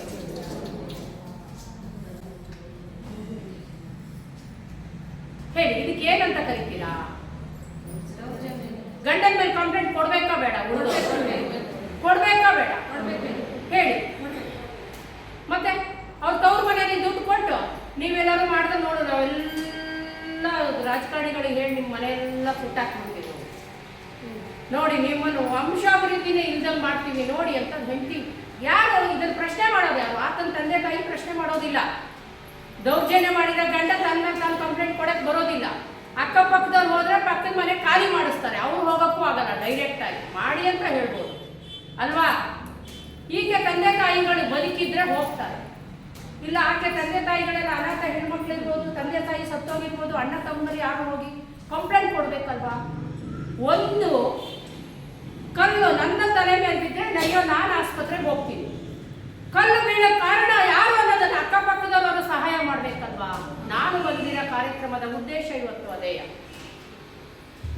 ಇಂತಹ ಪ್ರಕರಣಗಳು ನಡೆದಾಗ ಒಬ್ಬ ಗಂಡನೇ ಇರ್ಬೋದು, ತನ್ನ ಹೆಂಡತಿಯ ಇಚ್ಛೆಗೆ ವಿರುದ್ಧವಾಗಿ ಲೈಂಗಿಕ ಸ್ಪರ್ಶವನ್ನು ಮಾಡೋದು ಕೂಡ ಅದು ಲೈಂಗಿಕ ದೌರ್ಜನ್ಯ ಆಗುತ್ತೆ. ಅದಕ್ಕೆ ನೀವೇನ್ ಮಾಡಬೇಕು? ಅಂತಹ ವ್ಯಕ್ತಿಯ ಮೇಲೆ ಲೈಂಗಿಕ ದೌರ್ಜನ್ಯ ಮಾಡಿದ್ರೆ ಅಂತ ನೀವು ಕಂಪ್ಲೇಂಟ್ ಕೊಟ್ಟು ಕ್ರಮ ತಗೋಬೇಕು. 4 ಜನಕ್ಕೆ ಪಾಠ ಆಗಬೇಕು. ಇದು ಮಗು 9 ತಿಂಗಳು ಮಗು ಒದ್ಸ್ಕೊಂಡು ಮಾಡಿಸ್ಕೊಂಡು ಹೊಟ್ಟೆಯಿಂದ ಹೊರಗೆ ಬಂದಿರುತ್ತೆ. 8 ತಿಂಗಳು ಆ ಮಗು ಸಾಕೋದು ಕಷ್ಟ, ಹೌದಲ್ವಾ? ಎದೆ ಹಾಲು ಕೊಟ್ಟೆ ಮಕ್ಕಳನ್ನ ಸಾಕೋದು ಕಷ್ಟ. ಯಾರ್ದೋ ಕೈಯಲ್ಲಿಟ್ಟು ಆಕೆ ಗಂಡ ಮಾಡಿರೋ ದೌರ್ಜನ್ಯಕ್ಕೆ ಈಕೆ ಸಾಯ್ಬೇಕಾಯ್ತಲ್ಲ. ಇದಕ್ಕೆ ನೀವು ಸಪೋರ್ಟ್ ಮಾಡ್ತೀರಾ ಯಾರಾದರೂ? ಇಲ್ಲ. ಅಂತಹ ಸಂದರ್ಭ ಬಂದಾಗ ನೀವು ಧೈರ್ಯವಾಗಿ ಸೆಟೆದಲ್ಲಿರಬೇಕು. ಹಾಗೆ ಆಡುವ ಮಕ್ಕಳ ಮೇಲೆ ಲೈಂಗಿಕ ದೌರ್ಜನ್ಯ ಹೆಚ್ಚಾಗ್ತಾ ಇದೆ.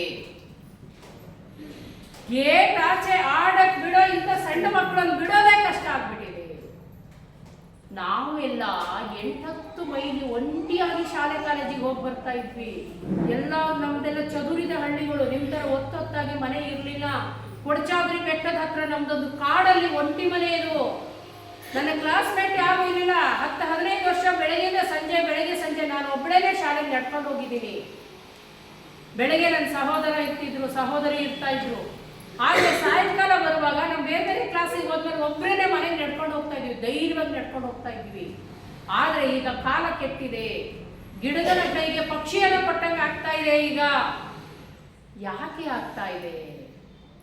ಯಾಕೆ ವಿಕೃತ ಕಾಮಿಗಳು ಹುಟ್ಕೊಳ್ತಾ ಇದ್ದಾರೆ? ನಮ್ಮಂತ ತಾಯಿಯಂದಿರು ಅವರನ್ನ ಕ್ಷಮಿಸ್ತೀವಿ. ಮಕ್ಕಳ ಮೇಲೆ ದೌರ್ಜನ್ಯ ಆದಾಗ ನಿಮ್ಮೂರಲ್ಲಿ, ನಿಮ್ಮ ಸಂಬಂಧಿಕರ ಮನೆಯಲ್ಲಿ, ಅಥವಾ ನಿಮಗೆ ಕಿವಿಗೆ ಕೇಳಿದ ದೂರದ ಎಲ್ಲ ಊರಲ್ಲಿ ಆದಾಗ ನೀವು ಯಾಕೆ ಸಂಘ ಮಾಡ್ಕೊಡೋದು? ಬಡ್ಡಿಗೆ ದುಡ್ಡು ಕೊಡೋಕ್ಕಷ್ಟೇನಾ? ನಿಮ್ಮ ಮಹಿಳಾ ಸಂಘದಿಂದ ಹೋಗಿ ಪ್ರತಿಭಟನೆಗಳನ್ನು ಮಾಡಬೇಕು. ನೀವು ಅವರ ಮೇಲೆ ಶೀಘ್ರ ಕ್ರಮಕ್ಕಾಗಿ ನಮ್ಮಂಥವ್ರು ಇದ್ದೀವಿ, ಫೋರಂನವರು, ಬನ್ನಿ, ನಾವು ನೇತೃತ್ವ ವಹಿಸ್ತೀವಿ.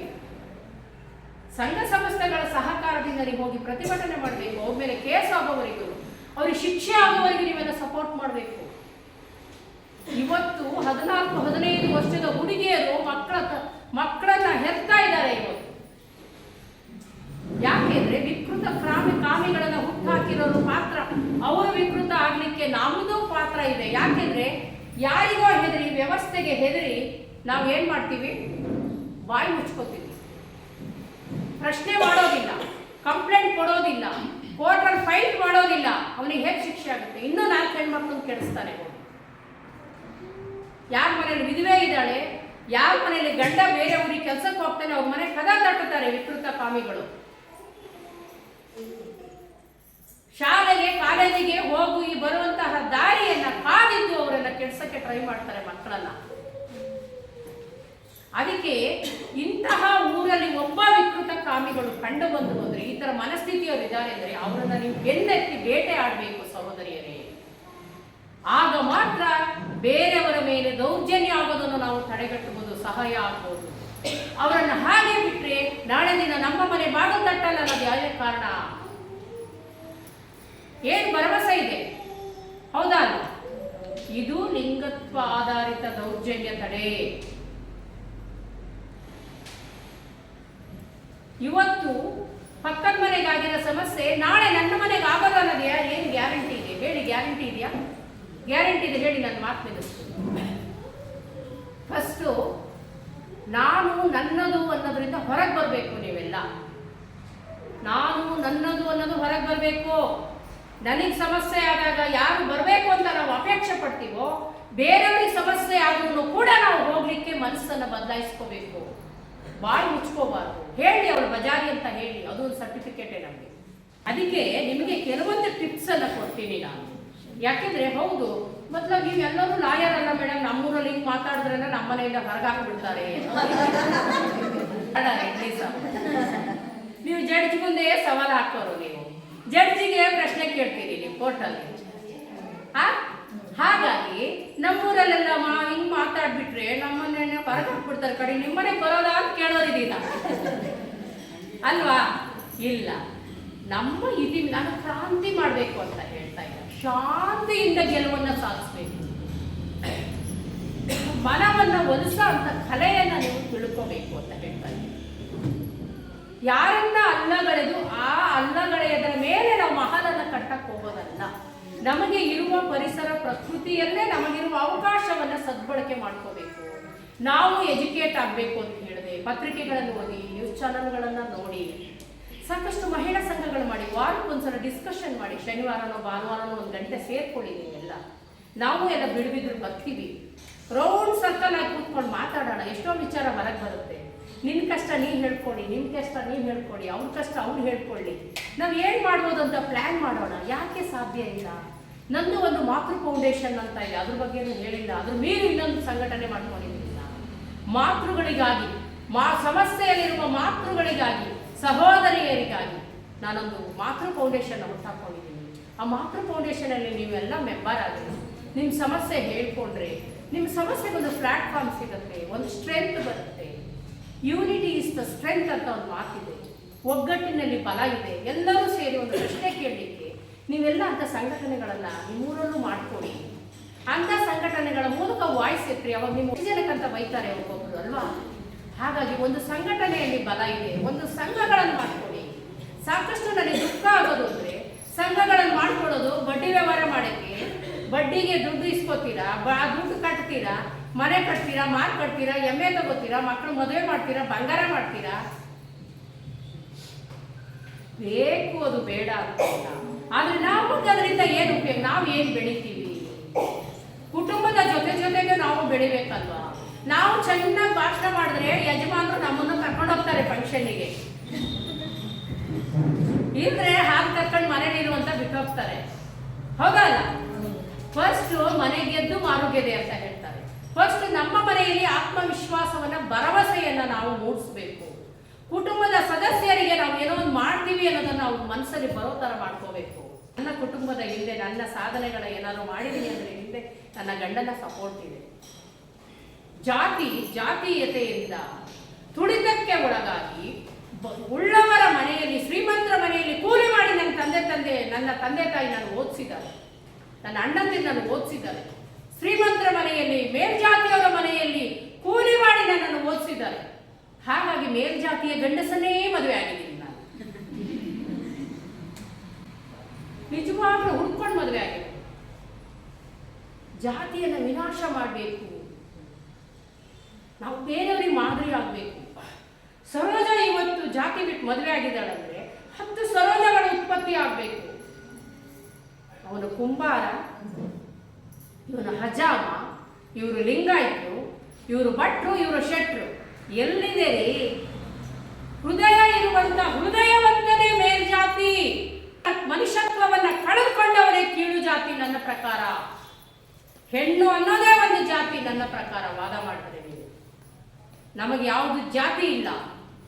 ಹೆಣ್ಣು ಮಕ್ಕಳಿಗೆ ಸಮಸ್ಯೆ ಆದರೆ ನಾವೆಲ್ಲ ಒಗ್ಗೂಡಬೇಕು. ಆಗ ಯಾವ ಪುರುಷ ಸಮಾಜ ಏನು ಮಾಡಲಿಕ್ಕೂ ಸಾಧ್ಯ ಇಲ್ಲ. ಕಾಲೇಜಿಗೆ ಹೋದ ಕ್ಲಾಸ್ಮೇಟ್ಸ್ ಲವ್ ಮಾಡಿ ಮದುವೆ ಆಗೋದು ಬೇರೆ. ಅವಾಗ ನೀವು ಅಕ್ಷತೆ ಹಾಕ್ತೀರಾ. ನೀವೇ ಬದಲಾಗಬೇಕು. ನೀವೇ ನಟಸ್ತಿಕೆ ಮಾಡುವಾಗ ಕ್ಯಾಸ್ಟ್ ಅನ್ನ ಬಿಟ್ಟು ನೀವು ನಟಸ್ತಿಕೆ ಮಾಡೋ ಥರ ನೀವು ರೆಡಿ ಆಗಬೇಕು ಅಂತ ನಾನು ಹೇಳ್ತಾ ಇದ್ದೀನಿ. ಅವ್ರವ್ರು ಇಷ್ಟಪಟ್ಟಿರ್ತಾರೆ 1-2 ಮಕ್ಕಳು, ಮತ್ತೆ ಇನ್ನೇನು ಮಾಡೋಕ್ಕಾಗಲ್ಲ, ಮನೆ ಬಿಟ್ಟು ಹೋಗ್ತಾರೆ, ಆಸ್ತಿ ಹಾಳಾಗತ್ತೆ, ವಿಶ್ವಾಸ ಹಾಳಾಗತ್ತೆ ಅಂದ್ಕೊಂಡು ನೀವು ಒಪ್ಕೊಳ್ಳೋದಲ್ಲ. ನಾವೇ ಆ ರೀತಿ ಹಾದಿಯನ್ನು ಹಾಕಿಕೊಡ್ಬೇಕು. ಯಾವತ್ತು ನಾವು ಜಾತಿ, ಗೋತ್ರ, ಧರ್ಮ ಅಂತ ಎಲ್ಲಿ ನಾವು ಸಂಕುಚಿತ ಮನೋಭಾವನೆಯಲ್ಲಿ ಇರ್ತೀವೋ ಅಲ್ಲಿಯವರೆಗೂ ನಾವು ಮಾನಸಿಕವಾಗಿ ಬೆಳೆಯೋದಿಲ್ಲ. ನಾನೇ ಬೇರೆ ಜಾತಿಯವರನ್ನ ಮದುವೆ ಆಗಿರೋದ್ರಿಂದ ಆ ಜಾತಿಯ ಕಲೆ ಸಂಸ್ಕೃತಿಯನ್ನು ನಾನು ಕಲ್ತ್ಕೊಳ್ಳಿಕ್ಕೆ ಅವಕಾಶ ಆಗಿದೆ. ಸಂಸ್ಕೃತಿ, ಕಲೆ ಅನ್ನೋದು ಕೊಟ್ಟು ಕೊಡುವ ಬಳುವಳಿಯಾಗಿದೆ. ಆ ದೃಷ್ಟಿಯಲ್ಲಿ ಹೇಳ್ತಾ ಇದ್ದೀನಿ. ಹಾಗೆ ನಿಮ್ಮ ಸಂತೋಷಕ್ಕಾಗಿ ಕೆಲವೊಂದು ಟಿಪ್ಸ್ಗಳನ್ನು ನಾನು ಹೇಳಲಿಕ್ಕೆ ಇಷ್ಟಪಡ್ತೀನಿ ಸಹೋದರಿಯರೇ. ಏನು ಅಂದರೆ, ನಿಮ್ಮ ಮೇಲೆ ನಿಮಗೆ ವಿಶ್ವಾಸ ಇಟ್ಕೊಳ್ಳಿ. ನಿಮ್ಮ ಮೇಲೆ ನಿಮಗೆ ನಂಬಿಕೆ ಬರಲಿ. ನಾನೇನಾದ್ರೂ ಕೆಲಸ ಮಾಡ್ತೀನಿ ಅಂತ ಮಾಡೇ ಮಾಡ್ತೀನಿ ಅನ್ನೋ ವಿಶ್ವಾಸ ಮತ್ತೆ ಅಚಲವಾದ ನಂಬಿಕೆಯನ್ನ ನೀವು ಇಟ್ಕೊಳ್ಳಿ. ನೀವೇನೇ ಕೆಲಸ ಮಾಡುವಾಗ ಇಲ್ಲಿ ಮುಟ್ಕೊಳ್ಳಿ. ಹೃದಯ ಅಂತ ಇರುತ್ತೆ, ಗೊತ್ತಲ್ಲ, ಎದೆ ಬಡ್ಕೊಳ್ಳುತ್ತೆ. ಅದು ಬಡ್ಕೊಳ್ಳೋದು ನಿಂತ ಮೇಲೆ ನಾವು ಹೋದಂಗೆ ಎಲ್ಲ ಬಂದು ಹೂವು ಹಾಕ್ತಾರೆ, ಹೌದಲ್ವಾ? ಅದು ಇರೋವರೆಗೂ ನಾವು ಏನಾದ್ರು ಮಾಡುವಾಗ ಆಗಲ್ಲ ಅಂತ ನನ್ನ ಮನಸ್ಸಿಗೆ ಬಂದ ಮೇಲೆ ನಾವು ಇಲ್ಲಿ ಇಟ್ಕೋಬೇಕು. ನಾನು ಮಾಡೇ ಮಾಡ್ತೀನಿ ಅನ್ನೋ ಒಂದು ಪಣ ಕೊಡಬೇಕು. ನೀವು ನನಗೆ ಆಗುತ್ತೆ ಅಂತ ನಾನು ಮಾಡಿರೋದು ಹೇಳ್ತಾ ಇದ್ದೀನಿ. ಖಂಡಿತ ಸಾಧ್ಯ ಇದೆ. ಯಾರೂ ನಮ್ಮ ಕೈ ಹಿಡಿದೇ ಇದ್ದಾಗ, ಯಾರೂ ನಮಗೆ ಪ್ರೋತ್ಸಾಹ ಕೊಡದೇ ಇದ್ದಾಗ ಅಧ್ಯಕ್ಷರೇ, ನಮಗೆ ನಾವೇ ಒಂದು ಗೆಳತಿಯನ್ನು ಹುಟ್ಟಾಕೋಬೇಕು. ನಮ್ಮಲ್ಲಿ ಆತ್ಮವಿಶ್ವಾಸವನ್ನು ಹುಟ್ಕೋಬೇಕು. ನನ್ನ ಹತ್ರ ಆಗುತ್ತೆ ಅಂತ ಮಾಡಬೇಕು. ನಾನು ಆಗುತ್ತೆ ಅನ್ನೋ ಮಾತಿನಿಂದಲೇ ಇವತ್ತು ಭಾಷಣಕ್ಕೆ ಬಂದಿದ್ದೀನಿ. ಸಾಧ್ಯ ಇದೆ. ಇವತ್ತಿಗೂ ನನಗೆ ಕಾಲು ಎಳೆಯೋರು ಇದ್ದಾರೆ, ಚಪ್ಪಾಳೆ ಹೊಡೆಯೋರು ಇದ್ದಾರೆ. ಯಾರ ಬಗ್ಗೆನೂ ತಲೆ ಕೆಡಿಸ್ಕೊಳ್ಳೋದಿಲ್ಲ. Self independent. ನಾವು ಬದುಕೋದನ್ನು ಫಸ್ಟ್ ಕಲಿಬೇಕು. ನಾವು ಮಾದರಿ. ನಾನು ಮಾಡಿದೆ ಅದನ್ನು ನನ್ನ ಮಗಳು ಮಾಡ್ತಾಳೆ, ನನ್ನ ಮಗಳು ಮಾಡಿದ್ದನ್ನು ನೋಡ್ಕೊಂಡು ಅವಳ ಮಗಳು ಮಾಡ್ತಾಳೆ. ಫಸ್ಟ್ ನಾವು ಉದಾಹರಣೆ ಆಗಬೇಕು, ಹೌದಲ್ಲ? ಅದಕ್ಕಾಗಿ ಹೇಳ್ತಾ ಇದ್ದೀನಿ. ಹಾಗೆ ನಿಮ್ಮ ಕನಸುಗಳು ದೊಡ್ಡದಾಗಿರ್ಬೇಕು. ಸಣ್ಣ ಸಣ್ಣ ಕನಸು ಕಾಣಲೇಬೇಡಿ. ಚಳಿಗಾಲ ದೊಡ್ಡ ಕನಸೇ ಬಿಡುತ್ತೆ. ಆದ್ರೆ ಬೇಸಿಗೆನಲ್ಲೂ ನೀವು ಕನಸು ಕಾಣಬೇಕು. ಆ ಕನಸು ಸಣ್ಣ ಸಣ್ಣ ಕನಸು ಆಗ್ಬಾರ್ದು. ಇದು ನಾನು ಹೇಳಿದ್ದಲ್ಲ, ಅಬ್ದುಲ್ ಕಲಾಂ ಅವರು ಹೇಳಿದರು. ದೊಡ್ಡ ದೊಡ್ಡ ಕನಸುಗಳನ್ನ ಕಂಡ್ರೆ ಮಾತ್ರ ದೊಡ್ಡ ವ್ಯಕ್ತಿ ಆಗ್ತೀವಿ ಅಂತ. ಹಾಗೆ ನಿಮ್ಮ ಮಕ್ಕಳಿಗೂ ಕೂಡ ಕನಸು ಕಾಣೋದನ್ನು ಹೇಳ್ಕೊಡ್ಬೇಕು. ಸಾಧ್ಯ ಇಲ್ಲ ಅಂತ ಹೇಳ್ಬಾರ್ದು. ನಿಮ್ಮೂರಲ್ಲೇ BSFಗೆ ಹೋಗಿದ್ದಾಳೆ ಸುಷ್ಮಾನ. ಶಿವಮೊಗ್ಗ ಜಿಲ್ಲೆಯಲ್ಲೇ ಬಹುಶಃ ಆರ್ಮಿಗೆ ಸೇರಿದಂತಹ ಆಂಟಿ ನಿಂತ್ಕೊಳ್ಳಿ, ಅವ್ರಿಗೆ ಚಪ್ಪಾಳೆ ಹೊಡಿ. ಆಂಟಿ ನಿಮ್ಮ ಹೆಸರೇನು? ಮಾಲ. ಮಗಳ ಹೆಸರೇನು? ಅನುಷಾಳಿಗೆ ಒಂದು ಚಪ್ಪಾಳೆ, ಮಾಲಾ ಆಂಟಿಗೆ ಚಪ್ಪಾಳೆ. ನಮಸ್ತೆ ಅಮ್ಮ. ನಾವು ಇಲ್ಲೇ ಕರ್ನಾಟಕದಲ್ಲೇ ಭಾಷಣ ಮಾಡ್ತಾ ಇದ್ದೀವಿ. ನಿಮ್ಮ ಮಗಳನ್ನ ದೇಶ ಕಾಯಕ್ಕೆ ಕಳಿಸಿದ್ದೀರಲ್ಲ, ನಿಜವಾಗ್ಲೂ ನಮನಗಳಮ್ಮ. ಹೃದಯ ತುಂಬಿ ಬರ್ತಾ ಇದೆ. ಯಾವ ಧೈರ್ಯದ ಒಂದು ಹೆಣ್ಮಗಳನ್ನು ಕಳಿಸಿದ್ದಾರೆ. ನಾಳೆ ಆರ್ಮಿಗೆ ಕೂತ್ಕೊಳ್ಳಿಮ್ಮ. ನಾಳೆ ಆರ್ಮಿಗೆ ಸೇರಿಸಿದ್ರೆ ಗಂಡು ಸಿಗಲ್ಲ, ಮದುವೆ ಮಾಡೋದು ಕಷ್ಟ, ಬಾಣಂತನ ಕಷ್ಟ, ನನಗೆ ಹಿಂದಿ ಬರಲ್ಲ, ಅಲ್ಲೆಲ್ಲೋ ಹೋಗಿ ರಾಜ್ಯದಲ್ಲಿ ಡ್ಯೂಟಿ ಮಾಡ್ತಾಳೆ, ನಾನು ಬಾಣಂತನ ಮಾಡೋದು ಹೆಂಗೆ, ತೊಟ್ಲು ತೂಗೋದು ಹೆಂಗೆ ಅಂತ ಯೋಚನೆ ಮಾಡಿಲ್ಲ ಅವರು. ಬಹುಶಃ ಶಿವಮೊಗ್ಗ ಜಿಲ್ಲೆಯಲ್ಲೇ ಪ್ರಥಮ ಮಹಿಳೆ ಆರ್ಮಿಗೆ ಸೇರಿರೋರು. ಎಷ್ಟು ಹೆಮ್ಮೆ ಅನ್ಸುತ್ತೆ. ನಿಮ್ಮೂರು ಸಣ್ಣದಲ್ಲ. ಅಂತಹ ಎಷ್ಟೋ ಜನ ನಿಮ್ಮೂರಲ್ಲೂ ಸೆಕೆಂಡ್ ಗಾಂಧೀಜಿ ಇರ್ಬೋದು, ಸೆಕೆಂಡ್ ಅಂಬೇಡ್ಕರ್ ಇರ್ಬೋದು, ಸೆಕೆಂಡ್ ವಿವೇಕಾನಂದರು ಇರ್ಬೋದು, ಸೆಕೆಂಡ್ ಸರೋಜನೆ ಇರ್ಬೋದು. ಯಾಕೆ ದೇಶಕ್ಕೊಬ್ಬರೇ ಗಾಂಧೀಜಿ? ಯಾಕೆ ಇಲ್ಲೊಬ್ರು ಗಾಂಧಿ ತತ್ವವನ್ನು ಅಳವಡಿಸ್ಕೊಂಡಿರೋ ಹಾರ್ನಳ್ಳಿಯಲ್ಲಿ ಒಂದು ಮಗುನ ಆ ಥರ ನೀವು ಸಾಕಬಾರ್ದು? ಜಾತಿ ಗೋತ್ರ ಮತ ಪಂಥಗಳನ್ನ ಮೀರಿದಂತಹ ಅಂಬೇಡ್ಕರ್ ಅವರನ್ನ ನೀವು ಯಾಕೆ ಸೃಷ್ಟಿ ಮಾಡಬಾರ್ದು ಈ ಊರಲ್ಲಿ? ಒಂದು ಮಗುವಿಗೆ ಜನ್ಮ ಕೊಡ್ಲಿಕ್ಕೆ ನಾನು ಆಗ್ಲೇ ಹೇಳ್ದಾಗೆ ಈಗೇನು ಒಂದು ತಿಂಗಳ ಮೇಲೆ 10 ದಿನ ಆಯ್ತು ಅಂತ ವಾಂತಿ ಶುರು ಮಾಡಿ 9 ತಿಂಗಳವರೆಗೂ ವಾಂತಿ ಮಾಡಿಕೊಂಡು ಮಗುಗೆ ಇನ್ನೊಂದು ಅದು ಹುಟ್ಟಿ 1 ವರ್ಷ ಆಗೋವರೆಗೂ ನಿದ್ರೆ ಬಿಟ್ಟು, ಒಂದು ದಿನ ಯಕ್ಷಗಾನ ಸಿನಿಮಾಕ್ಕೆ ಹೋದ್ರೆ ನಿದ್ರೆ ಇಲ್ಲ, ಮದುವೆ ಮನೆಗೆ ಹೋದ್ರೆ ಅಂತೀವಿ. ಹೆಚ್ಚು ಕಡಿಮೆ ಒಂದು ಮಗು ಸಾಕಕ್ಕೆ 1 ವರ್ಷ ನಾವು ನಿದ್ರೆ ಬಿಡಬೇಕಾಗುತ್ತೆ. ಅದು ಎಷ್ಟೊತ್ತಿಗೋ ಹೇಳುತ್ತೆ, ಹಗಲು ಗೊತ್ತಿಲ್ಲ, ರಾತ್ರಿನೂ ಗೊತ್ತಿಲ್ಲ. 1 ವರ್ಷ ಹೆಚ್ಚು ಕಡಿಮೆ ನಿದ್ರೆ ಬಿಟ್ಟು ಆ ಮಗುನ ಮತ್ತೆ 3 ವರ್ಷದಲ್ಲಿ ಬೆಂಕಿ ಬಿಸಿಲು ಗೊತ್ತಿರಲ್ಲ, ಆ ಮಗು ಹಿಂದಿಂದೇ ಓಡ್ತೀವಿ ನಾವು. ಎಲ್ಲಿ ಬಿತ್ತು ಅಯ್ಯ ತೊಟ್ಟಿಗೆ ಹೋಗಿ ಬಿತ್ತು, ಇಲ್ಲಿ ಹೋಯ್ತು, ಬೆಂಕಿ ಎಳಿತು, ಎಷ್ಟು ಕಾಪಾಡ್ತೀವಲ್ವಾ? ಇಷ್ಟೆಲ್ಲ ಮಾಡೋರಿಗೆ ನಾವು ಯಾಕೆ ಸೀಮಾಂತ ರೇಖೆಯನ್ನು ದಾಟುವಂತಹ ನಿಮ್ಮ ಮಕ್ಕಳನ್ನ ನೀವು ಸಾಕಬಾರ್ದು? ಯಾಕೆ ಮಕ್ಕಳನ್ನ ನೀವು ಎಜುಕೇಟ್ ಮಾಡಬಾರ್ದು? ಜೊತೆಗೆ ಮಕ್ಕಳಲ್ಲಿ ಯಾಕೆ ನೀವು ವಿಚಾರ ಶಕ್ತಿಯನ್ನ ಪಡೆದು ಮೂಡಿಸಬಾರ್ದು? ಎಲ್ಲ ಮಕ್ಕಳಿಗೂ ನಾವು ಓದಿಸ್ತೀವಿ, ಆದರೆ ವಿಚಾರವಂತಿಕೆಯನ್ನ ಬೆಳೆಸುವಂತ ತಾಯಿಯಂದಿರು ಆಗ್ಬೇಕು. ಜಾಗೃತ ತಾಯಿಯರೇ ಬೇರೆ, ಸೈಲೆಂಟ್ ತಾಯಿಯರೇ ಬೇರೆ. ಅಧ್ಯಕ್ಷರೇ, ನಾನು ಎಲ್ಲ ತಾಯಿಯಂದ್ರು ಜವಾಬ್ದಾರಿಯುತ ತಾಯಿಯಂದ್ರು ಅಂತ ನೀವು ವಾದ ಮಾಡಿದ್ರೆ ನಾನು ಡಿಬೇಟ್ ಮಾಡ್ತೀನಿ, ಜಗಳ ಮಾಡ್ತೀನಿ ನಿಮ್ಮ ಹತ್ರ. ತಾಯಿಯಂದಿರು ಅಂದ್ರೆ ಅನ್ನ ಆಹಾರ ಮತ್ತೆ ಅವ್ರಿಗೆ ಡ್ರೆಸ್ ಮಾಡಿ ಮದುವೆ ಮಾಡಿ ಆ ಮೊಮ್ಮಕ್ಕಳು ಸಾಕೋದಷ್ಟೇ ಅಲ್ಲ, ಒಂದು ಜಾಗೃತ ತಾಯಿ ಬೇರೆಯವರಿಗಿಂತ ವಿಭಿನ್ನವಾಗಿ ವಿಚಾರವಂತ ಮಕ್ಕಳನ್ನ ಹೆತ್ತು ಸಾಕೋದಿದೆಯಲ್ಲ, ಅವಳು ಜಾಗೃತ ತಾಯಿ. ಅಂತಹ ತಾಯಂದ್ರು ಆಗ್ಬೇಕು ನೀವು ಅಂತ ನಾನು ಹೇಳಕ್ ಹಾರ್ನಳ್ಳಿಗೆ ಬಂದಿದ್ದೀನಿ. ಆಗ್ತೀರಲ್ಲ? ಮಕ್ಕಳನ್ನ ಚೆನ್ನಾಗಿ ಓದಿಸೋದ್ರ ಜೊತೆಗೆ ನೀವು ಕೂಡ ಆ ರೀತಿ ಯೋಚನೆ ಮಾಡೋದನ್ನ ಕಲ್ತ್ಕೊಳ್ಳಿ. ನೀವು ಕಲ್ತ್ಕೊಂಡ್ರೆ ನಿಮ್ಮ ಮಕ್ಕಳು ಫಾಲೋ ಮಾಡ್ತವೆ. ನನ್ನ ಮಗಳು ಕೇಳ್ತಾಳೆ, ಅಮ್ಮ ಸುಖವಾಗಿರೋದು ಯಾರು ನಿನ್ನ ಹತ್ರ ಬರೋದೇ ಇಲ್ವಲ್ಲಮ್ಮ, ದಿನಕ್ಕೊಂದು ಕತೆ ಕೇಳಿ ಕೇಳಿ ಕೇಳಿ.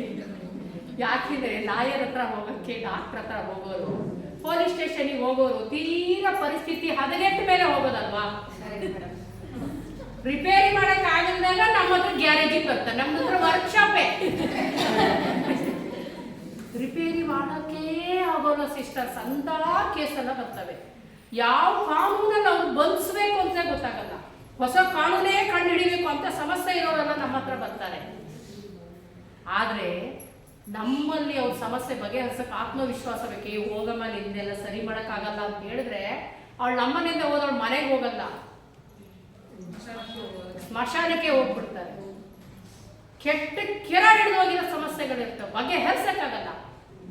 ಈಸಿ ಇದೆ, ನಿನ್ ಕೇಸ್ ಮಾಡ್ತೀನಿ ಹೋಗವ್ವ ಅಂತ ಕಳಿಸ್ತೀನಿ. ಭರವಸೆನೇ ಬದುಕು ಅಲ್ವಾ? ಒಂದು ಮಾತು ಅಮೃತ ಹೌದು, ವಿಷನೂ ಹೌದು, ಒಪ್ಪುತ್ತೀರಾ? ನಮ್ಮ ಕೆಲಸ ಅದೇಯ. ಈಗ ನಾನು ಮಾಡ್ತಾ ಇರೋದು ಇದೆಯಾ, ಈ ಭಾಷಣನೂ ಅದೇಯ, ರಿಪೇರಿ ಮಾಡೋಕ್ಕಾಗಲ್ಲ.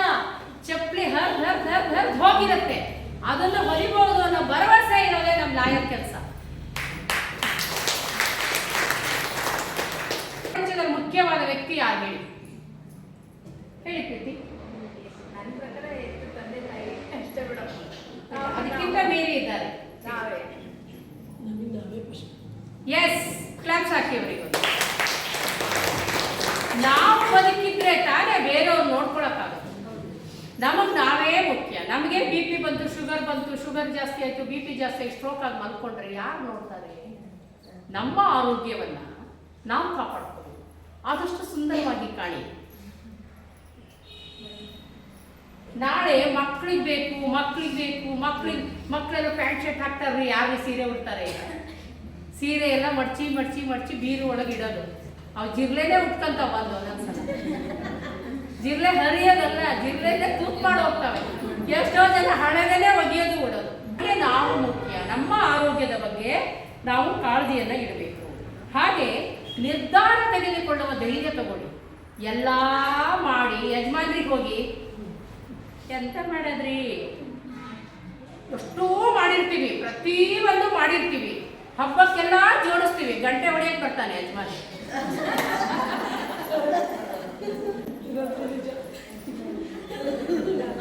ಹೌದಲ್ಲ? ರಾತ್ರಿ ನಿದ್ದೆ ಬಿಟ್ಟಿರ್ತೀವಿ, ಹಬ್ಬ ಅಂತ ಒಂದು ತಿಂಗಳೆಲ್ಲ ಜೋಡಿಸ್ಕೊಂಡಿರ್ತೀವಿ. ರಾತ್ರಿಗೆ ಎಲ್ಲ ರೆಡಿ ಮಾಡಿ ಎಲ್ಲ ಆದ್ಮೇಲೆ ಲಾಸ್ಟಿಗೆ ಹೂವು ಕೊಯ್ಲಿಟ್ಟಿರ್ತೀವಿ. ಎಲ್ಲ ಮಾಡಿ ಇದೆಲ್ಲ ರೆಡಿ ಮಾಡಿದ್ರಿ, ನಾನು ದೀಪ ಹಚ್ಚಿದೆ, ಹೂವು ಕೊಯ್ಲಿಲ್ಲ ಹೇಳೋದು ಹಿಂಗೇನೆ. ಎಲ್ಲ ಮಾಡಿರ್ತೀವಿ, ಗಂಟೆ ಹೊಡೆಯಕ್ಕೆ ಬರ್ತಾನೆ ಅವನದೇ ಯಜಮಾನಿಕೆ, ಅವನದೇ ನಡೆಯೋದೆಲ್ಲ. ಯಾಕೆಂದ್ರೆ ಅವ್ನು ಗಂಡಸು. ಆ ಗಂಟೆ ಹೊಡೆಯ ಗಂಡಸನ್ನು ಬಗ್ಸಿ ನೀವು ನಿಮ್ಮ ಸುಖ ಕಷ್ಟಕ್ಕೂ ಅಡುಗೆ ಮನೆಯವರಿಗೂ ಫ್ರೀ ಇದ್ದಾಗ ಅವ್ರ ಕೆಲಸಕ್ಕೂ ನೀವು ಹೋಗಿ ಸಹಾಯ ಮಾಡಿ, ನಿಮ್ಮ ಕೆಲಸಕ್ಕೂ ಬರೋ ಥರ ಆತ್ಮವಿಶ್ವಾಸ ಬೆಳೆಸ್ಕೊಳ್ಳಿ. ನನ್ನ ಹೆಂಡತಿ ಎಷ್ಟು ಕೆಲಸ ಮಾಡ್ತೀವಿ, ಎಲ್ಲ ಮಾಡ್ತೀವಿ ಕಣ್ರಿ, ಎಲ್ಲ ಕಷ್ಟಪಟ್ಟಿರ್ತೀವಿ. ರೊಟ್ಟಿ ಬೇಕು ಅಂದ್ಬಿಡ್ತಾನೆ ಗಂಡ, ಹಿಟ್ಟಿರಲ್ಲ. ಆಚೆ ಮನೆಗೆ ಹೋಗ್ತೀವಿ, ಮಂಜುಳಮ್ಮನ ಕೇಳ್ತೀವಿ, ಖಾಲಿಯಾಗಿದೆ ಕಣ್ರಿ ಹಾಕ್ಸಿಲ್ಲ. ಈಚೆ ಮನೆಗೆ ಹೋಗ್ತೀವಿ, ಮುಗ್ಲಾಗ್ತಿದೆ ಕಣ್ರಿ, ಸುಮಾರು ದಿನ ಆಯ್ತು ಹಾಕ್ಸಿ, ಕೊಟ್ಟರು ಒಳ್ಳೇದು ಕೊಡಬೇಕು. ಎದುರು ಮನೆಗೆ ಹೋಗ್ತೀವಿ, ಅಯ್ಯೋ ಒಂದು ವಾರ ಆಯ್ತು ಕಣ್ರಿ, ಅಕ್ಕಿ ತೊಳೆದೊಳಿಸಿ, ಮಕ್ಕಳು ಮಿಷನಿಗೆ ಹೋಗ್ತಾ ಇಲ್ಲ ಕಣ್ರಿ ಹಾಕ್ಸ್ಕೊಂಬರಕ್ಕೆ ಅಂತ. ಎಲ್ಲೂ ಸಿಗಲ್ಲ. ನಾವೇ ಮಿಕ್ಸಿಯಲ್ಲೇ ಒಂದು kg ಅಕ್ಕಿಯನ್ನ ಇದು ಮಾಡಿ ರೊಟ್ಟಿ ಮಾಡಿ ಹಿಟ್ಟು ಮಾಡಿ ರೊಟ್ಟಿ ಬಡಿದ್ಕೊಟ್ರೆ ಉಪ್ಪು ಜಾಸ್ತಿ ಆಯ್ತು ಅಂತ ಹೊಡಿತಾನೆ ಗಂಡ.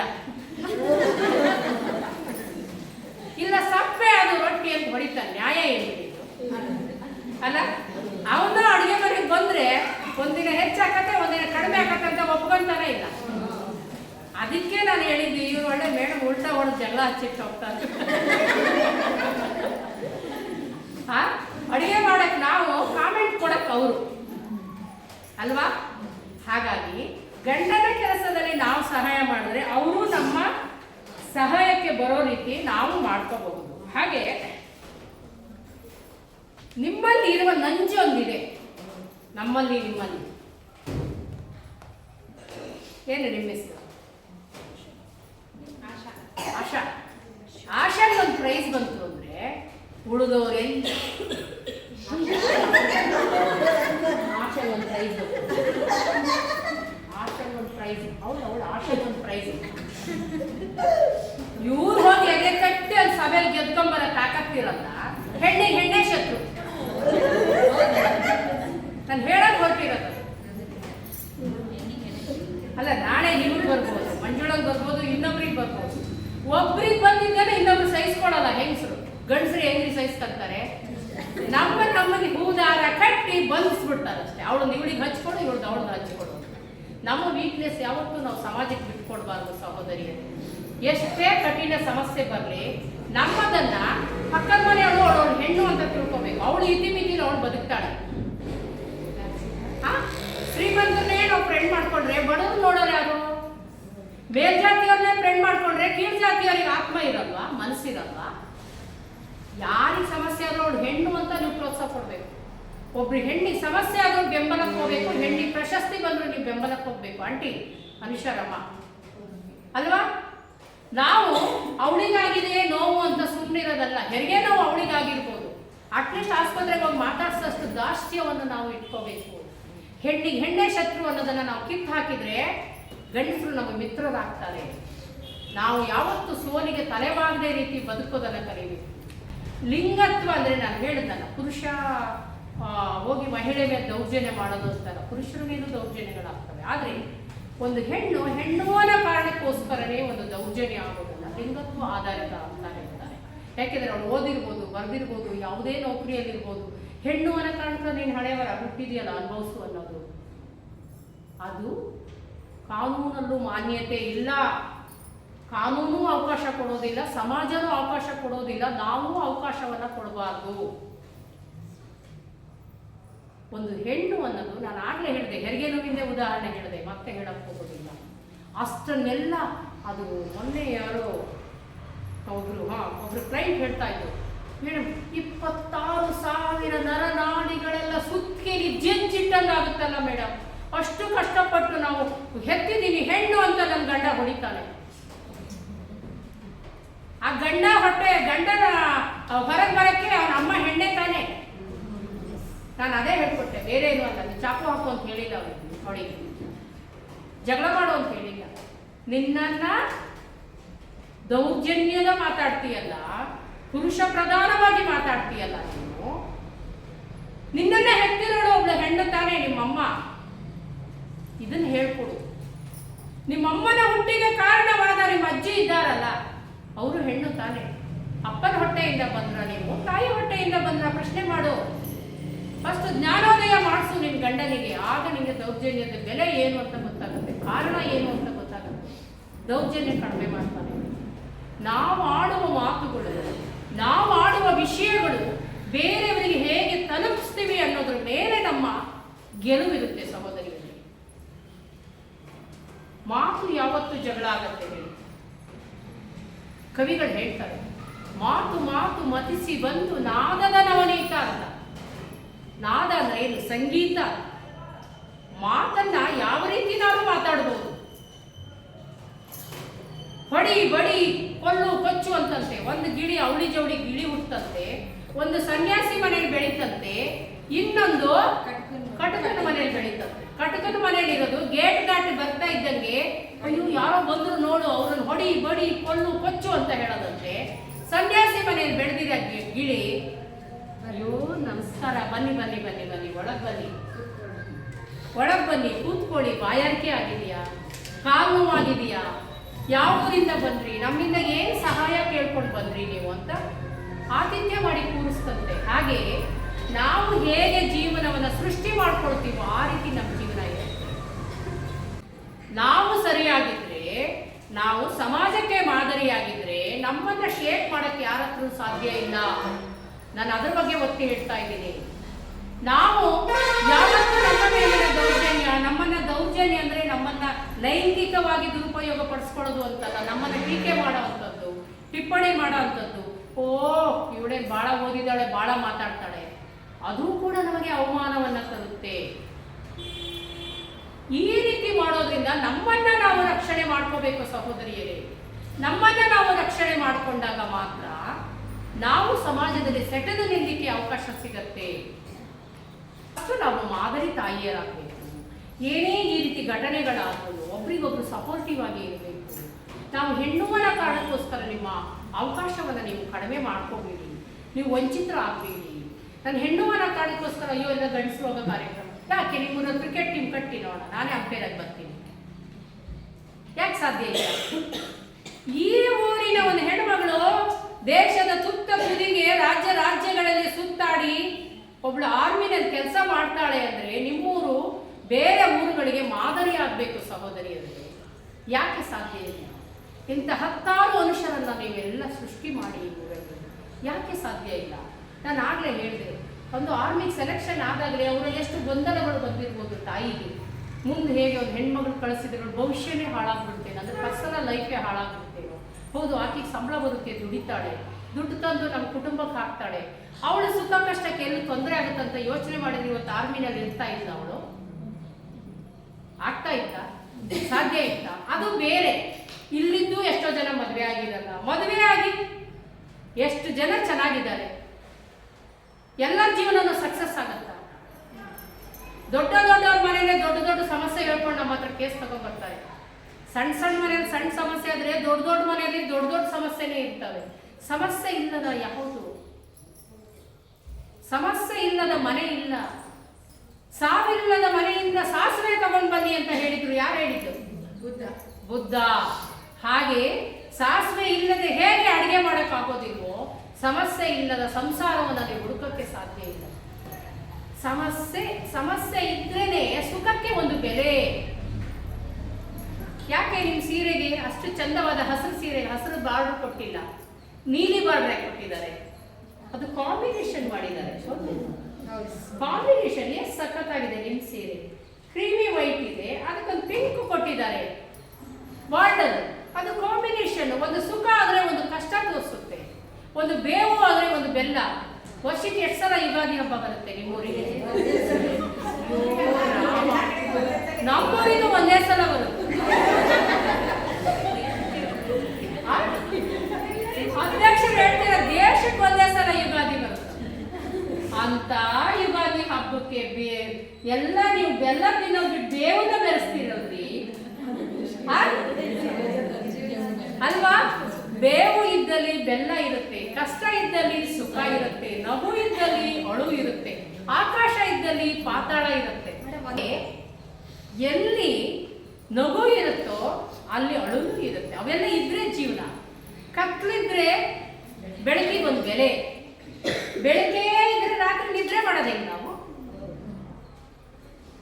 ರಾತ್ರಿಯಲ್ಲಿ ಪಶು ಪಕ್ಷಿ ಪ್ರಾಣಿ ಗಿಡ ಮರಗಳು ಹೇಗೆ ಬೆಳಿಲಿಕ್ಕೆ ವಿಟಮಿನ್ ಬೇಕೋ, ಹಗಲಲ್ಲೂ ಅದಕ್ಕೆ ಬೇಕಾದ ದ್ಯುತಿ ಸಂಶ್ಲೇಷಣ ಕ್ರಿಯೆಯಿಂದ ಗಿಡ ಮರಗಳು ಉಸಿರಾಡಿ ಚಿಗುರ್ತವೆ. ನಿಮ್ಮನೆ ಅಡಿಕೆ ತೋಟ, ನಿಮ್ಮನೆ ಗದ್ದೆ, ನಿಮ್ಮನೆ ತೆಂಗಿನ ತೋಟ ಬೆಳಿಬೇಕು ಅಂದ್ರೆ ಹಗಲು ಬೇಕು, ಉರಿ ಬಿಸಿಲು ಬೇಕು. ಅದಿದ್ರೆ ದ್ಯುತಿ ಸಂಶ್ಲೇಷಣ ಕ್ರಿಯೆ ಅಂತ ಉತ್ಪತ್ತಿ ಆಗುತ್ತೆ ಗಿಡಗಳಲ್ಲಿ. ಅದರಿಂದ ಗಿಡಗಳು ಬೆಳೀತವೆ. ಹಾಗೆ ಕಷ್ಟಗಳು ಬಂದಾಗ ನಾವು ಸುಖವನ್ನ ಎಂಜಾಯ್ ಮಾಡ್ತೀವಿ. ಹಾಗಾಗಿ ನಾನು ಹೆಣ್ಣು ಅನ್ನೋ ಒಂದೇ ಕಾರಣಕ್ಕೋಸ್ಕರ ನೀವು ಯಾವತ್ತೂ ಧೃತಿಗಿಡಬೇಡಿ. ಖುಷಿಯಾಗಿ ಜೀವನವನ್ನ ಸೃಷ್ಟಿ ಮಾಡ್ಕೊಳ್ಳೋದನ್ನ ಪ್ರಾಕ್ಟೀಸ್ ಮಾಡ್ಕೊಳ್ಳಿ. ಏನೋ ಖುಷಿಯಾಗಿ ಇರುವುದೊಂದೇ ಜೀವನ ಅಂತ ಒಂದು ಪುಸ್ತಕ ಇದೆ, ಓದಿಲ್ಲ ಅನ್ಸುತ್ತೆ ಬಹಳ ಜನ. ಇರುವುದು ಒಂದೇ ಜೀವನ, ಅದು ಓದಿದ್ಮೇಲೆ ನನಗೂ ಗೊತ್ತಾಗಿದೆ ಒಂದೇ ಜೀವನ ಅಂತ. ಊರಿಗೊಂದೇ ಯುಗಾದಿ, ದೇಶಕ್ಕೊಂದೇ ಯುಗಾದಿ ಅಂದ್ರು ಅಧ್ಯಕ್ಷರು, ಹೌದಲ್ವಾ? ಅಂತ ಯುಗಾದಿ ದಿನನೇ ಬೇವು ಜೊತೆ ಬೆಲ್ಲ ಇರುತ್ತೆ ಅಂದಾಗ ಜೀವನದಲ್ಲಿ ಎರಡು ಇರ್ಲೇಬೇಕಲ್ವಾ?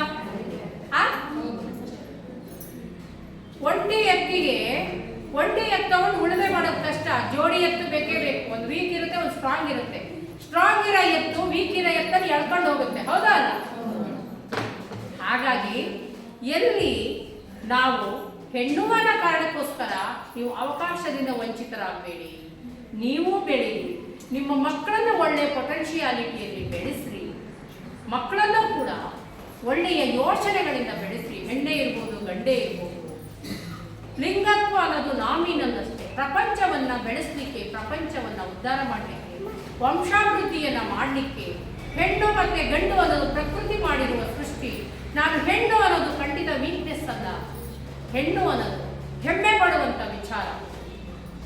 ಹಾಗಂತ ಝಾನ್ಸಿ ಬಾಯಿ ಇರ್ಬೋದು, ಕಿತ್ತೂರು ರಾಣಿ ಚೆನ್ನಮ್ಮ ಇರ್ಬೋದು, ರಾಣಿ ಅಬ್ಬಕ್ಕ ಇರ್ಬೋದು, ಅವರೆಲ್ಲ ನಾನು ಹೆಣ್ಣು ಅಂತ 50 ವರ್ಷದಿಂದ 100 ವರ್ಷದಿಂದ ಅವರು ಬಿಲ್ ವಿದ್ಯೆಯನ್ನು ಕಲಿತು ಬಿಲ್ ಹೊಡೆದಿಲ್ಲ ಅಂದಿದ್ರೆ ಅವ್ರ ಹೆಸರು ಗೊತ್ತಾಗ್ತಿತ್ತ? ಯಾರೋ ಎಷ್ಟೋ ಜನ ಹುಟ್ಟುತ್ತಾರೆ, ಎಷ್ಟೋ ಜನ ಸಾಯ್ತಾರೆ, ಅವ್ರ ಜೊತೆ ಇವರು ಆಗ್ತಾ ಇದ್ರು. ಕಿತ್ತೂರು ರಾಣಿ ಚೆನ್ನಮ್ಮ ಎಲ್ಲಿ ಪಾರ್ಲಿಮೆಂಟ್ ಹತ್ರ ನಿಂತ್ಕೊಂಡ್ರು. ಕಿತ್ತೂರು ರಾಣಿ ಚೆನ್ನಮ್ಮ ಒಬ್ರೇಯ, ಹೌದಲ್ಲ? ಅವ್ರ ಹೆಸರು ಹೆಂಗ್ ಸಾಧ್ಯ ಆಯ್ತು? 100 ವರ್ಷದ ಹಿಂದೆ ಅವ್ರ ಹೆಸರು ಹೇಗೆ ಸೃಷ್ಟಿ ಆಯ್ತು ಹೇಳಿ?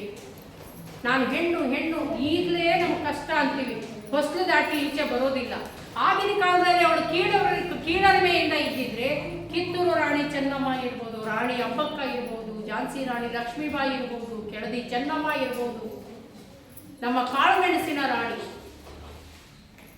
60-70 ವರ್ಷ ಇಲ್ಲೇ ಕಾಳುಮೆಣಸಿನ ರಾಣಿ ಅಂತೇಳಿ ಪ್ರಪಂಚದಲ್ಲೇ ಹೆಸರಾದಂತಹ ನಮ್ಮ ಕಾಳುಮೆಣಸಿನ ರಾಣಿ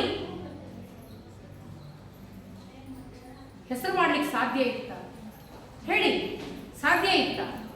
ಲಿಜ್ಜೆಡ್ ಪಪ್ಪಡ ಅಂತ ನಾವು ಹಪ್ಪಳ ತರ್ತೀವಲ್ಲ ಮದುವೆ ಮನೆಗೆ, ಲಿಜ್ಜತ್ ಪಪ್ಪಡ, ಆ ಲಿಜ್ಜತ್ ಪಪ್ಪಡ ಫ್ಯಾಕ್ಟ್ರಿಯನ್ನು ಹುಟ್ಟು ಮಾಡಿದ ₹1 ₹2 ಅವ್ರು ಶುರು ಮಾಡಿದರು. ಈಗ ಇಂಡಿಯಾದಲ್ಲೇ ಗೊತ್ತು, ಫಾರಿನಿಗೆ ಎಕ್ಸ್ಪೋರ್ಟ್ ಆಗ್ತಾ ಇದೆ. ಯಾಕೆ ಸಾಧ್ಯ ಇಲ್ಲ? ನಿಮ್ಮೂರಿನ ಗುಡಿ ಕೈಗಾರಿಕೆಗಳು, ಇಡೀ ರಾಜ್ಯದಲ್ಲೇ ಹೆಸರು ಮಾಡಿರುವಂತಹ ಪಾಟ್ರಿಂಗ್ ಇದೆ. ಬರೀ ಕುಂಬಾರಿಕೆ ಮಾಡೋರು ಅಷ್ಟೇ ಮಾಡಬೇಕು ಅಂತ ನೀವೊಂದು ಗುಡಿ ಕೈಗಾರಿಕೆ ಮಾಡಿ, ಒಂದು ಸೊಸೈಟಿ ಮಾಡಿ, ಒಂದು ಮಾರ್ಕೆಟ್ ಕ್ರಿಯೇಟ್ ಮಾಡ್ಕೊಳ್ಳಿ. ನೀವು ನಿಮ್ಮಲ್ಲಿ ಸ್ವಾವಲಂಬಿತನವನ್ನು ಮಾಡ್ಕೊಳ್ಳಿ. ಫೈನಾನ್ಷಿಯಲ್ ಆಗಿ ನೀವು ಡೆವಲಪ್ ಆದರೆ ನಿಮ್ಮಲ್ಲಿ ಯಾರು ಏನು ಶೇಕ್ ಮಾಡಕ್ಕೆ ಬರೋದಿಲ್ಲ. ಆಕೆನ ದುಡಿತಾಳೆ ಬಿಡುವಂತ ಬಿಟ್ಟಿರ್ತಾರೆ. ದುಡಿಮೆ ಒಂದೇ ವೀಕ್ನೆಸ್ ನಮ್ಮದು. ನಾವು ದುಡಿಯಲ್ಲ ಅನ್ನೋ ಕಾರಣಕ್ಕೋಸ್ಕರ ಸಮಾಜ ನಮ್ಮನ್ನು ಅದುಮುತ್ತೆ. ಹಾಗಾಗಿ ನೀವು ದುಡಿಮೆಯ ಬಗ್ಗೆ ಹೆಚ್ಚು ಕಾನ್ಸಂಟ್ರೇಷನ್ ಮಾಡಿ, ಗಮನ ಕೊಡಿ. ನಿಮ್ಮಲ್ಲಿ ಒಂದು ದುಡಿಮೆ ಇದೆ ಅಂದರೆ ನಿಮಗೆಲ್ಲ ವ್ಯಕ್ತಿತ್ವಕ್ಕೂ ಒಂದು ಬೆಲೆ ಬರುತ್ತೆ, ಒಂದು ವೇಟೇಜ್ ಬರುತ್ತೆ. ಹಾಗಾಗಿ ನೀವು ನಮ್ಮ ಅಸ್ತಿತ್ವವನ್ನು ಫಸ್ಟು ಕಾಪಾಡ್ಕೊಳ್ಳೋದನ್ನು ಮಹಿಳೆಯರು ಕಲಿಬೇಕು. ಆಗ ಇಡೀ ಸಮಾಜದ ಅಸ್ತಿತ್ವ ಇರುತ್ತೆ, ಒಂದು ರಾಜ್ಯದ ಅಸ್ತಿತ್ವ ಸೃಷ್ಟಿಯಾಗುತ್ತೆ, ಒಂದು ದೇಶದ ಅಸ್ತಿತ್ವ ನಿರ್ಮಾಣ ಆಗುತ್ತೆ. ಹಾಗಾಗಿ ಪ್ರತಿಯೊಂದು ಮನೆಯಲ್ಲಿ ಹುಟ್ಟಿದ ಮಕ್ಕಳುಗಳಿಗೆ ಎಜುಕೇಷನ್ ಅನ್ನು ಕೊಡಿ, ವಿದ್ಯಾಭ್ಯಾಸವನ್ನು ಕೊಡಿ. ವಿದ್ಯಾಭ್ಯಾಸದ ಜೊತೆಗೆ ನೈತಿಕ ಶಿಕ್ಷಣವನ್ನು ಮಕ್ಕಳಿಗೆ ಕೊಡಿ. ಆ ಮೂಲಕ ಸಮಾಜದಲ್ಲಿ ಉತ್ತಮ ಪ್ರಜೆಗಳನ್ನು ನಿರ್ಮಾಣ ಮಾಡುವುದು. ಉತ್ತಮ ಪ್ರಜೆಗಳಿಂದ ಉತ್ತಮ ದೇಶದ ನಿರ್ಮಾಣ ಆಗಲಿಕ್ಕೆ ಸಾಧ್ಯ ಇದೆ. ಸಹೋದರಿಯರೇ, ಇನ್ನು 10 ಹಲವು ವಿಚಾರಗಳಿರುತ್ತೆ. ಸಮಯ ಅಂತ ಒಂದು ಇರುತ್ತಲ್ಲ, ಗಡಿಯಾರಕ್ಕೆ ಬೈಬೇಕು ಅಲ್ವಾ? ಗಂಟೆಯ ನೆಂಟ ಓ ಗಡಿಯಾರ, ಟಿಕ್ ಟಿಕ್ ಗೆಳೆಯ, tick tick tick tick tick ಅಲ್ವಾ? ಮಾತಾಡ್ತಾ ಇದ್ರೆ ಸಾಕಷ್ಟು ವಿಚಾರ ಇರುತ್ತೆ. 10 ಕಾರ್ಯಕ್ರಮಗಳಲ್ಲಿ ಹೇಳೋದನ್ನು ಒಂದೇ ಕಾರ್ಯಕ್ರಮದಲ್ಲಿ ಹೇಳೋದು ಕಷ್ಟ, ನಿಮಗೆ ಕೇಳೋದು ಕಷ್ಟ. ಯಾಕೆಂದರೆ ನಿಮಗೆ ನಿಮ್ಮದೇ ಜವಾಬ್ದಾರಿ ಇರುತ್ತೆ, ನಮಗೆ ನಮ್ಮದೇ ಜವಾಬ್ದಾರಿ ಇರುತ್ತೆ, ಹೌದಲ್ವಾ? ಹಾಗಾಗಿ ನಿಮ್ಮ ಮಹಿಳಾ ಸಂಘಟನೆಗಳು, ನಿಮ್ಮ ಮಹಿಳಾ ಸಂಘಗಳು ಕೇವಲ ಬಡ್ಡಿಗೆ ದುಡ್ಡನ್ನು ತಗೊಳ್ಳೋದು, ಫ್ಯಾಮಿಲಿಗೆ ಹಾಕೋದು, ಬಂಗಾರ ತಗೊಳ್ಳೋದು, ಮತ್ತೆ ಮಕ್ಕಳನ್ನು ಮದುವೆ ಮಾಡೋದು, ಮನೆ ಕಟ್ಟೋದು ಇಷ್ಟಕ್ಕೆ ಅಲ್ಲ. ಅದರ ಆಚೆನೂ ನೀವು ಸಂಘಟಿತರಾಗಿ ನಿಮ್ಮದೇ ಆದ ಒಂದು ಸಂಘಟನೆಯನ್ನು ಮಾಡಿಕೊಳ್ಳಿ, ಮಹಿಳಾ ಸಂಘಗಳನ್ನು ಮಾಡಿಕೊಳ್ಳಿ, ವಿಚಾರ ವೇದಿಕೆಗಳನ್ನು ಹುಟ್ಟು ಹಾಕ್ಕೊಳ್ಳಿ. ಸಾಧ್ಯ ಆದರೆ ನಾವು ಕಟ್ಟಿರುವಂಥ ಮಾತೃ ಫೌಂಡೇಶನ್ಗೆ ನೀವೆಲ್ಲ ಮೆಂಬರ್ಗಳಾಗಿ ಇಂತಹ ವಾರಕ್ಕೊಂದ್ಸಲ ಒಂದು ಡಿಸ್ಕಷನ್ ಇಟ್ಕೊಳ್ಳೋಣ. ನೀವು ಆ ಊರಿಗೆ ಹೋದರೆ ಈ ಊರಿಗೆ ನಾವು ಬರ್ತೀವಿ, ಇನ್ನೊಂದು ಊರಿಗೆ ಬರ್ತೇವೆ. ಸಾಕಷ್ಟು ನನ್ನಲ್ಲಿರೋ ವಿಚಾರ ಗೊತ್ತಿತ್ತಾ ನಿಮಗೆ? ಮೇಡಮ್ ಇದನ್ನೇ ಮಾತಾಡ್ತಾರಂತೆ ಗೊತ್ತಿತ್ತಾ? ಇಲ್ಲ ಮೇಡಮ್. ನನಗೆ ಉತ್ತೇಜನ ನೀಡಿ ಮಾತನಾಡೋದ್ರಲ್ಲಿ ನನಗೆ ಖುಷಿ ಇದೆ, ಖುಷಿ ಸಿಗತ್ತೆ. ಒಬ್ಬರನ್ನ ಒಬ್ಬರು ಸಹಿಸ್ಕೊಳ್ಳೋದ್ರಲ್ಲಿ ನನಗೂ ಖುಷಿ ಇದೆ. ಒಂದು ಹೆಣ್ಣಾಗಿ ನಿಮ್ಮ ಬೆಳವಣಿಗೆಯಲ್ಲಿ ನಾನು ಖುಷಿಯನ್ನು ಕಾಣ್ತೀನಿ, ನಿಮ್ಮಲ್ಲಿರೋ ನಗುವಲ್ಲಿ ನಾನು ನಗುವನ್ನು ನೋಡ್ತೀನಿ. ಹಾಗಾಗಿ ಒಬ್ಬರಲ್ಲಿ ಪ್ರೇರಣೆಯನ್ನು ನಾವು ಕೊಟ್ಟರೆ ಅದು ನಿಮ್ಮ ಸಂಸಾರದ ಎಲ್ಲರ ಮೇಲೂ ಪ್ರಭಾವ ಬೀರುತ್ತೆ, ಒಂದು ಸಮಾಜದ ಮೇಲೆ ಬೀರುತ್ತೆ, ತನ್ನಿಂತಾನೇ ಒಂದು ಜಿಲ್ಲೆಗೆ ಹೋಗುತ್ತೆ, ಒಂದು ದೇಶ ಮಟ್ಟದಲ್ಲಿ ಒಂದು ಪ್ರಭಾವವನ್ನು ಬೀರುತ್ತೆ. ಒಂದು ಒಳ್ಳೆಯ ಸ್ತ್ರೀ ಕುಟುಂಬವನ್ನು ನಾವು ಹುಟ್ಟು ಹಾಕ್ಕೊಳ್ಬೇಕು.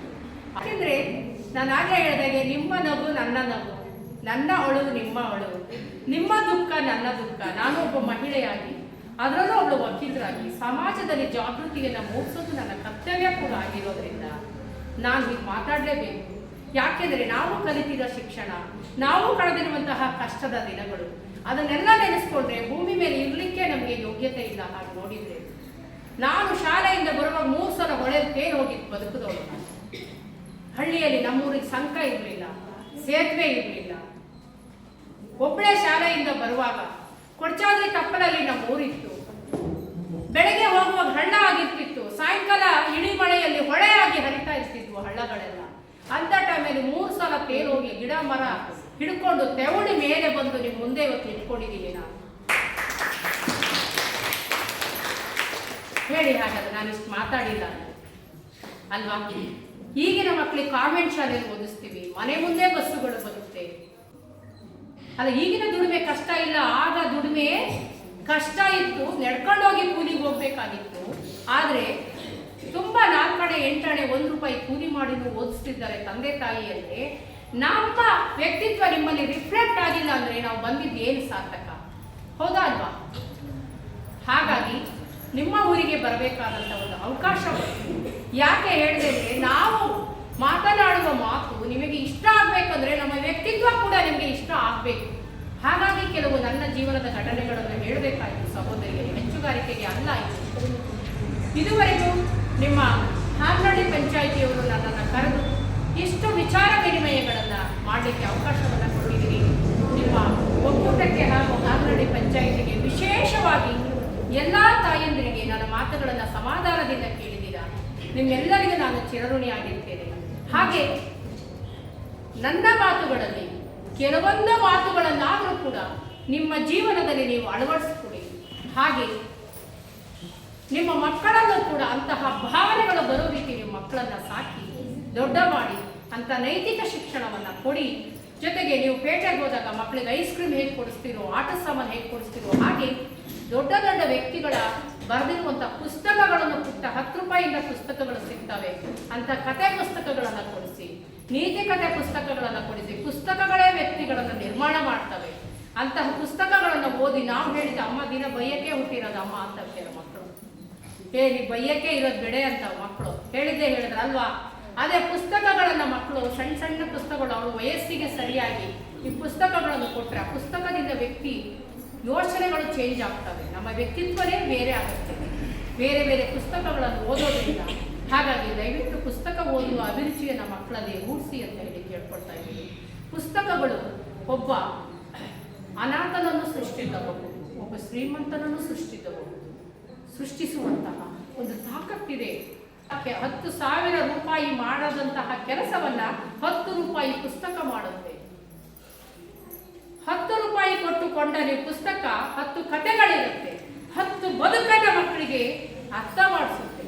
ಹಾಗಾಗಿ ನಾವು ಮಕ್ಕಳಿಗೆ ಹೇಳೋದಕ್ಕಿಂತ ಮುಂಚೆ ನಾವು ಹೇಳಲಿಕ್ಕೆ ಯೋಗ್ಯರಾಗಿದ್ದೀವಿ ಅನ್ನೋದನ್ನು ಮಕ್ಕಳ ಮನಸ್ಸಲ್ಲಿ ಬಿಂಬಿಸುವಂತಹ ಜಾಗೃತ ತಾಯಿಯಂದರ ಆಡಿ ಅಂತ ಹೇಳಿ ಕೇಳ್ಕೊಳ್ತಾ ಇಷ್ಟೊಂದು ಅವಕಾಶವನ್ನು ಮಾಡಿಕೊಟ್ಟಂತಹ ಹಾನಹಳ್ಳಿ ಪಂಚಾಯಿತಿಯವರಿಗೂ, ಅಧ್ಯಕ್ಷರಿಗೂ, ಸದಸ್ಯರಿಗೂ ಹಾಗೂ ಇಷ್ಟೊಂದು ತಾಳ್ಮೆಯಿಂದ ಕೇಳಿರುವಂತಹ ಎಲ್ಲ ಮಮತಾಮಯಿ ಸಹೋದರಿಯರಿಗೂ ನಾನು ವಂದಿಸ್ತಾ ನನ್ನ ಮಾತನ್ನು ಮುಗಿಸ್ತೇನೆ.